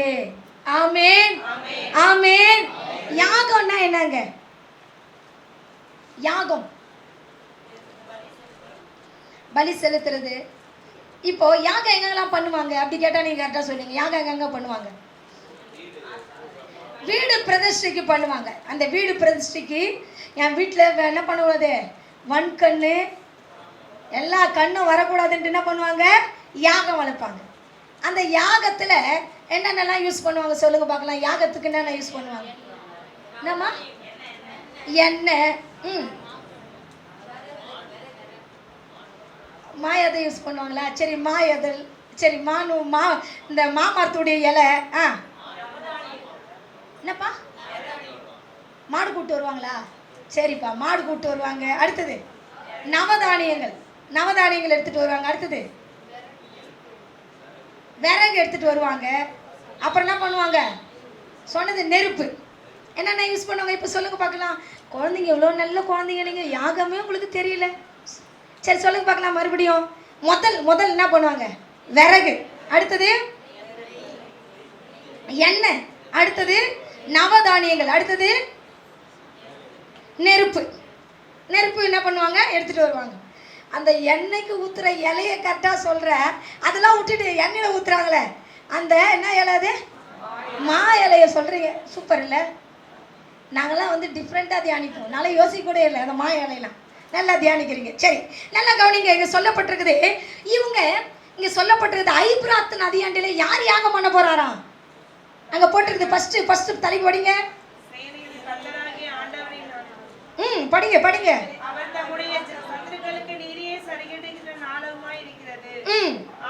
பட்டயம் பட்சித்து அவருடைய இரத்தத்தினால் திருப்தியாகி வெறித்திருக்கும் வடதேசத்தில் ஐபிராத் நதி எல்லையிலே சேனைகளின் கர்த்தராகிய யார் யாகம் பண்ண போறாரு? ஆண்டவர் யாகம் பண்ண போகிறார். அருமையான தேவனுடைய பிள்ளைகளே, இங்க சொல்லுகிறது யாகம் எதை குறிக்கிறது என்றால், இந்த நெருப்பு எதை குறிக்கிறதுனா அபிஷேகம். ஆமென், ஆமென், ஆமென். இங்க பாருங்க, இயேசு கிறிஸ்து போயிட்டு அவர் அடிக்கப்படும் முன்னாடி அவங்க சீசர்களை பார்த்து ஒன்று சொன்னா, நான் போகிறது உங்களுக்கு என்னவா இருக்கும்? அப்படி ஆகுது, நலமா இருக்குன்னு அவர் போட்டிருக்குது பைபிள்ல. நான் போகிறது உங்களுக்கு என்னவா இருக்கும்? இயேசு கிறிஸ்து தான் சீசர்களை பார்த்து சொல்வார், நான் போகிறது உங்களுக்கு என்னவா இருக்கும்? Super super super. இப்படிதான் வளரணும். இப்படிதான் நல்லா வளரணும். ஆவிக்குரிய ஜீவிதத்துல என்னவா இருக்கும்? புரோஜனமா இருக்கும். நான் போகிறது உங்களுக்கு எப்படி இருக்கணும்? புரோஜனமா இருக்கணும். புரோஜனம் என்னங்க? புரோஜனம் என்னது? யூஸ்ஃபுல்லா இருக்கும். நான் போறது உங்களுக்கு என்னவா இருக்கும்? யூஸ்ஃபுல்லா இருக்கும். உனக்கு அது என்னவா இருக்கும்? விருப்பம். உனக்கு தேவை நல்ல காரியம் யூஸ்ஃபுல்லா இருக்கும். யூஸ் ஆகிட்டே இருப்பேன். நான் எப்பயுமே உனக்கு பயன்பட்டுக்கிட்டே இருப்பேன் அப்படின்றார். நான் போகிறது உங்களுக்கு பிரயோஜனமா இருக்கேன். ஏன்னா நான் போயிட்ட பின்னாடி யார் வருவாரு? தேற்றரவாளன் வருவாரு. அவர் வந்து உன்னை பரலோகம் கொண்டு போவார். நான் உங்களுக்கு ஏற்கனவே சொல்லியிருக்கிறேன், ரகசிய வர்க்கம் ஒன்று நடக்கும். ரகசிய வர்க்கத்தில் நீ நான்லாம் எடுத்துக்கொள்ளப்படுவோம். எடுத்துக்கொள்ளப்படுவீங்களா? இவ்வளோ ஆமேன் ஆமேன் சொன்னவங்களாம் எடுத்துக்கொள்ளப்படுவீங்க. ஆமேன். யார் யார் ஆமேன் சொல்றீங்களோ நீங்க பரலோகம் போவீங்க. ஆமேன் சொல்லுங்க பார்க்கலாம். ஆமேன் சொல்லுங்க பார்க்கலாம். ரொம்ப கஷ்டம். நல்லா கவனிங்க, இங்க சொல்லப்பட்டிருக்குது. இந்த டைம்ல என்ன ஆச்சு அப்படின்னு பாத்தீங்கன்னா, அவர் போகிறது பிரயோஜனமா இருக்கும்னு சொல்றாரு. நம்ம வருகைக்கு வரலாம். ரகசிய வருகை முடிஞ்ச உடனே பரிசுத்த ஆவியானவர் பூமியிலேருந்து எடுத்துக்கொள்ளப்படுவார். பூமியிலேருந்து அதுலேருந்து உபத்திரம் நடக்கும். 3 வருஷம் உபத்திரம் நடக்கும். அப்போ பரிசுத்த ஆவியானவர் இருக்க மாட்டார். சர்ச்சை இருக்கும். சர்ச்சை இருக்கும். பாஸ்டர் என்ன பண்ணுவாங்க? பாஸ்டர் என்ன பண்ணுவாங்க? நிறைய பேர் இருப்பாங்க. பாஸ்டரும் இருப்பாங்க, சர்ச்சே இருக்கும். எப்படி இருக்கும் அப்படின்னா பரிசுத்த ஆவியானவர் இல்லாமல் இருக்கும். ஆமென் ஆமென். நம்ம எந்த ஊழியக்காரன் நம்மளுக்கு நியாயம் தெரிவிக்க வேணாம். இருப்பாங்களோ இல்லையோ அது அவங்க பிரச்சனை. நம்ம போனோம், அதுதான் நம்ம போனோம். அந்த மைண்ட் மட்டும்தான் நமக்கு இருக்கணும். யாருடைய கதையும் நமக்கு வேணாம். அவர் பார்க்குறாரு, அவர் நீதியாக நியாயம் செய்வார். இங்கே பாருங்க, இப்படிப்பட்ட நேரத்தில் என்ன ஆகுன்னா பரிசுத்த ஆவியானவர் எடுத்துக்கொள்ளப்படும். அவங்க சாவை தேடி ஓடுவாங்களாம். சாவு வராதான். போயிட்டு என்ன பண்ணுவாங்களாம், புதுசாக போயிட்டு இந்த கடையில் போயிட்டு கயிறு வாங்கிட்டு வருவாங்க. தூக்கு மாட்டுவாங்களாம். என்ன பண்ண மாட்டாங்களாம்? சாக மாட்டாங்களாம். மருந்து குடிப்பாங்களாம். என்ன பண்ண மாட்டாங்களாம்? சாக மாட்டாங்களாம். கிணத்துல போய் குதிப்பாங்களாம். என்ன பண்ண மாட்டாங்களாம்? நீச்சலே தெரியலனா மிதக்கிட்டு தான் இருப்பாங்களா, கட்டி முழுகி போக மாட்டாங்களாம். மிதக்கிட்டு இருப்பீங்க ஆனால் முழுகி போக மாட்டீங்க. எங்கே போனாலும் உங்களுக்கு சாவு வராது. என்ன பண்ணா சாவை தேடி தேடி மலையில் கொண்டு எங்கெங்கேயோ ஓடுவான், ஆனால் அவனுக்கு சாவு வராது. இந்த நிலை எப்போ வரும்னா பரிசுத்த ஆவியானவர் பூமியிலேருந்து எடுத்துக்கொள்ளப்படும் போது தான் இந்த நிலை வரும்.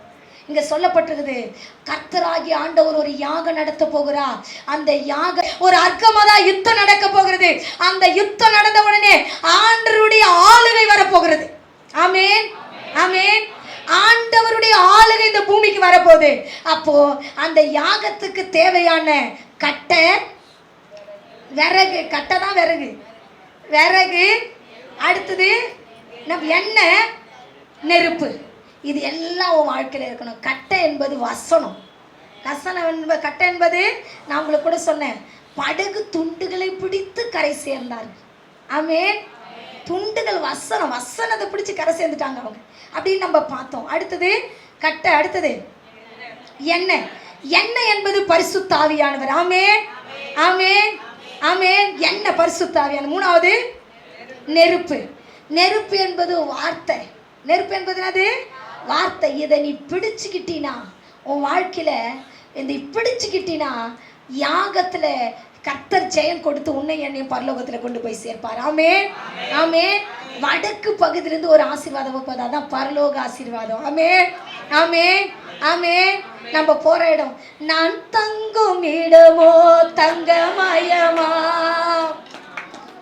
இல்லமோ தேவனின் இல்ல, நான் தங்கும் இடமோ தங்கமயமா, நான் போகும் எடுப்பாத பாட்டு இல்ல, தூதர்கள் போல நான் நானும் பாடுவேன், என் தூயவரை தரிசித்து தொழுதிடுவேன். தூதர்கள் போல நான் நானும் பாடுவேன், என் தூயவரை தரிசித்து தொழுதிடுவேன். வானம் மீதிலே என் மன்னன் வருவார், மகிமையோடு என்னை ஏற்றுக்கொள்ளுவார். என் மன்னன் வருவார்,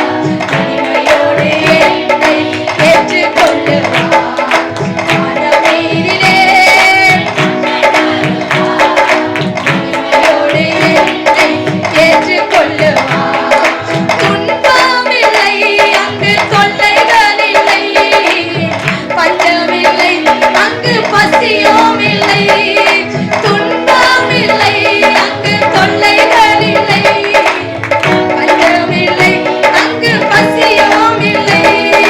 தூதர்கள் போல நான் காணும் பாடுவேன், தூதர்கள் போல என் தூயவரை தரிசித்து தொழுதிடுவேன், என் தூயவரை தரிசித்து தொழுதிடுவேன். அல்லேலூயா. அங்க போனா சாப்பாடு பிரச்சனை கிடையாது, எந்த பிரச்சனையும் இல்லை. இவங்க திட்டினாங்க, அவங்க திட்டினாங்க, இவங்க அடிச்சாங்க, எந்த பிரச்சனையும் இல்லை. சந்தோஷமா இருப்போம். அவரை துதிச்சுட்டு தூதரை போல நான் கானம் பாடுவேன், என் தூயவரை தரிசிப்பேன், நினைப்பேன், தூயவரை தரிசித்து கொண்டிருப்பேன். ஒரு யாகம் நடக்க போகிறது.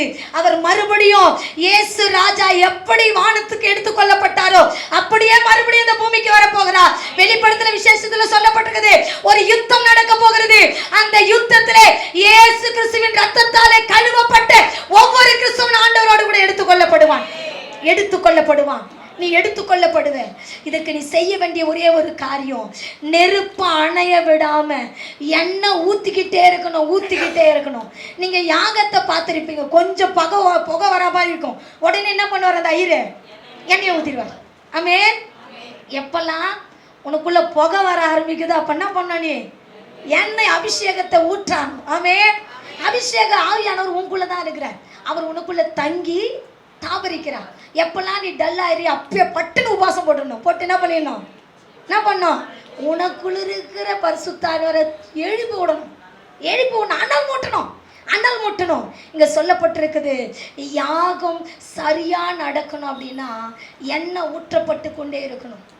எண்ணெய் ஊற்றப்பட்டு நீ பச்சை கட்டையா கூட இரு, அதை பத்தி எனக்கு கவலை கிடையாது. ஆனா என்ன என்கிற பரிசுத்தாவியானவர் உனக்குள்ள ஊற்ற எரிஞ்சுக்கிட்டே இருப்பேன். ஆமென் சொல்லுங்களேன்.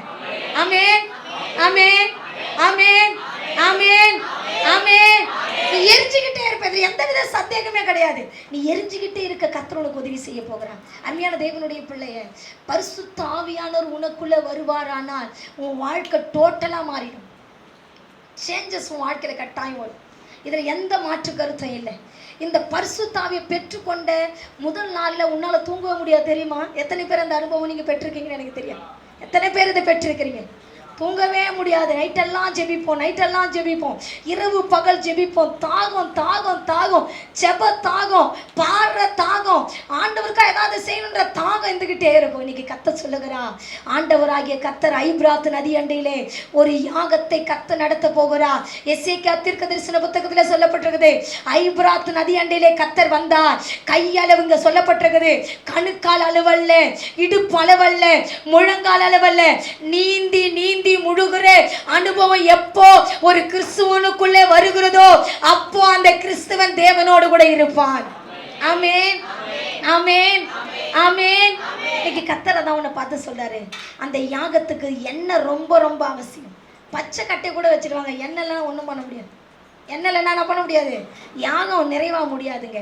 இன்னைக்கு கர்த்தர் தான் சொல்றாரு, பருப்பெல்லாம் போடுவாங்க, அதெல்லாம் எரியறதுக்கு எண்ணெய் ரொம்ப அவசியம். எரியறதுக்கு என்ன அவசியம்? எண்ணெய் ரொம்ப அவசியம். இன்னைக்கு ஆண்டவர் தான் உன்னை பார்த்து சொல்றாரு, அந்த யாகம் வடக்கிலிருந்து உனக்கு பரலோக ஆசீர்வாதம் வரப்போகிறது.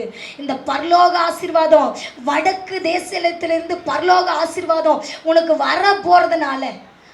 வர போறதுனால நீ செய்ய வேண்டிய ஒரே ஒரு காரியம் என்ன அப்படின்னு பார்த்தீங்கன்னா, பைபிள்ல தெளிவா போட்டிருக்குது, பரிசுத்த ஆவியை நீ பெற்றுக்கொள்ள வேண்டும்.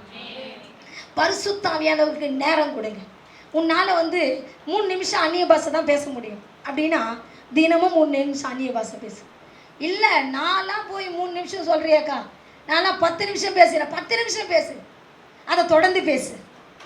10 நிமிஷம்லாம் எனக்கு பத்தாதுக்கா. எவ்வளோ பத்தும்? 1/4 மணி நேரம் போதுமா? 1/4 மணி நேரம் பேசு. ஒரு நாள் இல்லை, தொடர்ந்து உன் வாழ்க்கையில் அதை கடைப்பிடிச்சிக்கிட்டே வா. இதை தான் கர்த்தர் விரும்புகிறார். பரிசுத்த ஆவியானவர் என்பது ஒரே நாளில் போயிடுறவர் இல்லை. அவர் உன்னை பரலோகம் கொண்டு போகிற வரைக்கும் உன் கூட இருக்கணும். அவர் கூட இருக்கிறனா அவர் என்ன பண்ணணும், நீங்கள் கனப்படுத்தி கொண்டே இருக்கணும். இந்த யாகத்திலே என்ன எவ்வளோ அவசியமோ ஆண்டவர் உன் கூட பேசுகிறார். பரிசுத்த ஆவியானவர் உனக்கு தேவை. ஒருவேளை உனக்கு பரிசுத்த ஆவி இல்லைன்னா உங்களை தயவு செய்து நான் கேட்குறேன், பரிசுத்த ஆவியானவர் வாஞ்சிங்க. பரிசுத்தாவியானவர் வேணும் உனக்கு. அவர் தான் உங்களை பரலோகம் கொண்டு போக போறாரு. பரிசுத்தாவி பெறாத பிள்ளைகள்லாம் ஒரு நாள் உபவாசம் போட்டு ஜெபம் பண்ணுங்க. என்னாண்ட வந்து சொல்லுங்க, அக்கா நான் பரிசுத்தாவி பெற்றுக்கொள்ளணும், நான் என்ன பண்ணணும் என்கிட்ட கேளுங்க. உங்களுக்கு நான் ஸ்பெஷல் மீட்டிங் கூட வைக்கிறேன். பரிசுத்தாவியை நீ பெற்றுக்கொள்ளணும். பரிசுத்தாவி இல்லாம சபைக்கு வந்து போயிட்டு இருக்கிறவங்களா நீ மாறக்கூடாது. பரிசுத்தாவியான நீ பெற்றுக்கொள்ளணும். பெற்றுக்கொண்டாதான் அந்த யாகத்துல ஒரு பெரிய ஜெயத்தை கர்த்தர் கொடுப்பார். ஆமென், ஆமென், ஆமென். அவர் வரும் நாளில் உன்னை என்ன பண்ணுவார்? கரம் அசைத்து அவரோடு உன்னை சேர்த்து கொள்ளுவார். நம்ம இன்னைக்கு 4 பகுதியினுடைய ஆசீர்வாதத்தை பார்த்தோம். 4 பகுதியினுடைய ஆசீர்வாதத்தை பார்த்தோமா? சொல்லுங்க பார்க்கலாம். கிழக்கு, கிழக்குன்னா கிழக்கு. ஆமென், ஆமென். சொல்றதே சொல்றேன், கிளிப்புள்ள நாங்கன்றீங்களா? சரி, கிழக்குல இருந்து என்ன ஆசீர்வாதம் வரும்? அதிகாலை மூலமா சத்துருவே ஜெயிக்கிற, இருள் மாறி போயிட்டு வெளிச்சம் வர. கிழக்குல இருந்து உனக்கு என்ன வரும்? முதல்ல கிழக்குல இருந்து சூரியன் வரும். சூரியன் வந்த உடனே என்ன வரும்? நம்ம தேசத்துக்கு வெளிச்சம் வரும். அதே மாதிரி தான் கர்த்தர் சொல்றார், நீ கிழக்குல இருந்து ஆசீர்வாதம் வரணும்னா ஜெபிக்கணும். ஜெபிச்சா இருட்டான வாழ்க்கை என்ன ஆயிடும்? உனக்கு பளிச்சுன்னு மாறிடும். இருட்டான வாழ்க்கை எப்படி மாறிடும்? பளிச்சுன்னு மாறிடும். ஆமென், ஆமென். பளிச்சுன்னு இருப்ப. இந்த பளிச்சுன்னு நீ மாறினா சூரிய உதயம் உனக்கு தேவை. இந்த சூரிய உதயம் வெளிக்கு வரணும்னா உனக்குள்ள ஜெபம் தேவை. ஜெபம் இருந்தா நீ மாறிடுவேன். ஆமென். 2வது மேற்கு. மேற்கு மலையிலிருந்து என்ன ஆசீர்வாதம்? மேற்கு இடத்துல இருந்து என்ன ஆசீர்வாதம் வரும்? மழை என்ற ஆசீர்வாதத்தின் மழை உன் வாழ்க்கையில வரும். ஆசீர்வாதம் மழை வரணும்னா என்ன பண்ணும்? நீ தேவையில்லாத என்ன பண்ணும்? கட் பண்ண. சொல்லுங்க பார்க்கலாம். ஆசீர்வாதம் மழை வரணும்னா தேவையில்லாத கட் பண்ணும். தேவையில்லாத கட் பண்ணணும். எல்லாம் சொல்ல மாட்டேன்றீங்களே. உங்களை சரி ரொம்ப கோபமாக பிரசங்கம் பண்ணால் ஃபீல் பண்ணுறீங்கன்னு உங்களை எவ்வளோ நானும் சிரிச்சு பிரசங்கிக்கிறேன். எவ்வளோ உங்களுக்கு புது புது பாட்டெல்லாம் பாடி உங்களை உற்சாகப்படுத்துகிறேன். அப்போ கூட சொல்ல மாட்டேன்றீங்களே. சொல்லுங்க பார்க்கலாம். தேவையில்லாத என்ன பண்ணோம்? கட் பண்ணி போடணும். தேவையில்லாத கட் பண்ண. அந்த உறவே நமக்கு ஆனால் ஏசு நமக்காக உயிரே கொடுப்பாரு. இதெல்லாம் என்ன கொடுக்கும்? நம்மளுக்கு ஒன்றுமே கொடுக்காது. ஆமென். நம்மளுக்கு வலியை தான் கொடுக்கும். ஆமென். நம்ம கூட இருக்கிறது நம்மளுக்கு என்ன கொடுக்கும்? வலியை தான் கொடுக்கும். அதனால கூட இருக்கிறதுன்னு சொல்லிட்டு உங்கள் வீட்டுக்காரங்க பிள்ளைங்களாம் போய் கட் பண்ணி விட்டு போகிறீங்க. அதை உங்களுக்கு தெளிவாக சொல்கிறேன். தேவையில்லாத குணாதிசயத்தை கட் பண்ணி போட்டுரும். நம்ம பரிசுத்தத்தை கெடுக்கிற தேவையில்லாத குணாதிசயம் நமக்கு வேணாம். நம்ம ஆவிக்குரிய ஜீவிதத்தில் வளராத, நம்மளை பின்மாற்றத்துக்கு கொண்டு போகிற தேவையில்லாத உறவுலாம் உனக்கு தேவையே கிடையாது. தேவையில்லாத உறவு உனக்கு வேணாம். இதெல்லாம் கட் பண்ணி போட்டுட்டீங்கன்னா உனக்கு ஆசீர்வாத மழையை கர்த்தர் கொடுப்பார். 3வது சொல்லுங்க. தெற்கு. தெற்குல இருந்து என்ன ஆசீர்வாதம் வரும் நமக்கு? சிறையிருப்பு மீறும். சிறையிருப்பு என்ன பண்ண நம்மளுக்கு? மாறும். எப்போ சிறையிருப்பு மாறும்? வசனத்தை நம்பும் போது மாறும். அடுத்தது 4வது வடக்கு. வடக்குல இருந்து என்ன வரும் நமக்கு? பரலோகம் வரும். பரலோக ஆசீர்வாதம் வரும். நமக்கு வடக்குல இருந்து என்ன வரும்? பரலோக ஆசீர்வாதம் வரும். பரலோக ஆசீர்வாதம் வரணும் நம்ம என்ன பண்ணணும்? அபிஷேகத்தை பெற்றுக்கணும். என்ன பண்ணணும்? அபிஷேகத்தை பெற்றுக்கணும். அபிஷேகத்தை பெற்றுக்கிட்டீங்கன்னா கர்த்தர் நிச்சயமா உங்களுக்கு சொல்றேன், பரலோகத்துக்கு உன்னை கொண்டு போய் கர்த்தர் சேர்ப்பார். இப்ப பாருங்க, படிக்காதவங்க கூட இந்த பிரசங்கத்தை பண்ணுவீங்க தானே? நீங்க பண்ணுவீங்களா பண்ண மாட்டீங்களா? நான் எதை நோக்கி பார்க்கணும்? ஆண்டவரை நோக்கி பார்க்கணும். கிழக்க நோக்கி பார்க்கும்போது நான் என்ன பண்ணணும்? ஜெபிக்கணும். அப்புறம் என்ன பண்ணோம்? மேற்கு நோக்கி பார்க்கும்போது நான் என்ன பண்ணோம்? தேவையில்லாத விட்டுட்டணும். அடுத்து தெற்கு நோக்கி பார்க்கும்போது என்ன பண்ணோம்? வசனத்தை நம்பணும். அப்படி வடக்க நோக்கி பார்க்கும்போது என்ன பண்ணணும்? அபிஷேகத்தை பெற்றுக்கணும். இதை நானே பெற்றுக்கொண்டேனா அவர் வரும்போது என்னை கராசிச்சு கூடுவார். அவர் கூட நான் போயிடுவேன். ஆமென், ஆமென். நம்ம எல்லாம் முழங்கால் படிக்கிட்டு ஆண்டவரே, வாக்கு தத்தத்தை நோக்கி பார்த்தான் ஆபிரகாம். அவன் சந்ததிக்கே கடவுள் கொடுத்தான். நீங்க சொல்லுங்க, ஆண்டவரே நான் வாக்கு தத்தத்தை நோக்கி பார்த்துருக்கிறேன். நான் இதில் என் சந்ததியை நானும் ஆசீர்வதிக்கப்படணும். நீர் எனக்கு உதவி செய்யும். நீர் எனக்கு உதவி செய்யும். நீர் எனக்கு உதவி செய்யும். நீர் எனக்கு உதவி செய்யும். ஆண்டவரை பார்த்து சொல்லும், அல்லேலூயா, அல்லேலூயா. மே துதிக்கிறோம், துதிக்கிறோம், துதிக்கிறோம், துதிக்கிறையா. நன்றியோடு கூட துதிக்கிறையா, நன்றியோடு கூட துதிக்கிறையா. வாக்கு தத்தம் செய்த கர்த்தரே, வாக்கு மாறாத நாதரே, வாக்கு தத்தம் செய்த கர்த்தரே,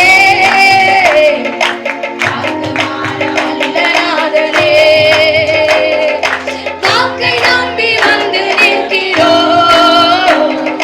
நல்ல ஆவி மாறி ஊற்றுமே. எல்லாம் சொல்லுங்க பார்க்கலாம்.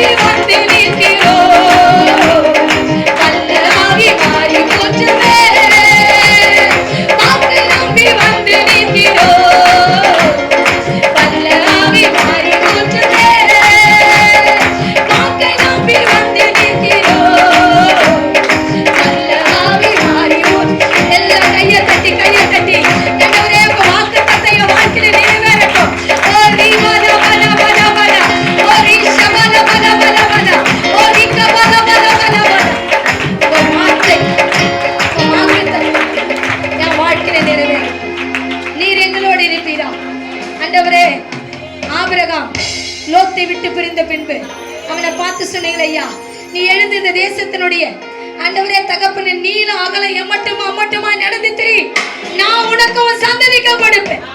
இன்னைக்கு எங்க கூட பேசியிருக்கிறீங்க. ஜெபத்தை நாங்க பண்ணணும். தேவையில்லாத கட் பண்ணணும் ஆண்டவரே. தேவையில்லாத உறவினர்கள் கட் பண்ணி போடணும் ஆண்டவரே. ஆண்டவரே தேவையில்லாத சிறையிருப்பு எங்க வாழ்க்கையில மாறணும். பரிசுத்த ஆவியை முக்கியப்படுத்தணும். அடியாளோடு பேசியிருக்கிறீங்க. வந்த பிள்ளைகளோடு பேசுங்கப்பா. நீங்க பேசியிருக்கிறீங்கப்பா. பிள்ளைங்க அதன்படி நடக்கிறையா. என் வாலிப பிள்ளைகள் எல்லாம் தேவையில்லாத உறவை கட் பண்ணணும் ஆண்டவரே. தேவையில்லாத இடத்துக்கு போக கூடாது ஆண்டவரே. தேவையில்லாத இடத்துல கால் வைக்க கூடாது ஆண்டவரே. தேவையில்லாத நண்பர்களோடு பேசக்கூடாது ஆண்டவரே. கிருபை செய்யுங்கப்பா. கிருபை செய்யுங்கப்பா. கிருபை செய்யுங்க. சிறையிருப்பு மாறட்டும். பரிசுத்த ஆவியானவர் நிறைவு உண்டாகட்டும். இயேசுவின் நாமத்தில் பிதாவே. நம்ம எல்லாம் சேர்ந்து சொல்லலாம். என் ஆத்துமாவே என் உள்ளமே உம்முடைய பரிசுத்த நாமத்தை ஸ்தோத்திரி. என் ஆத்துமாவே கர்த்தரை ஸ்தோத்திரி. கர்த்தர் செய்த சகல உபகாரங்களை மறவாதே. நம் பிதாவாகிய தேவனை ஸ்தோத்திரிப்போம். கர்த்தராகிய இயேசு கிறிஸ்துவை ஸ்தோத்திரிப்போம். திருத்துவ தேவனாகிய பரிசுத்த ஆவியானவரை ஸ்தோத்திரிப்போம். அல்லேலூயா.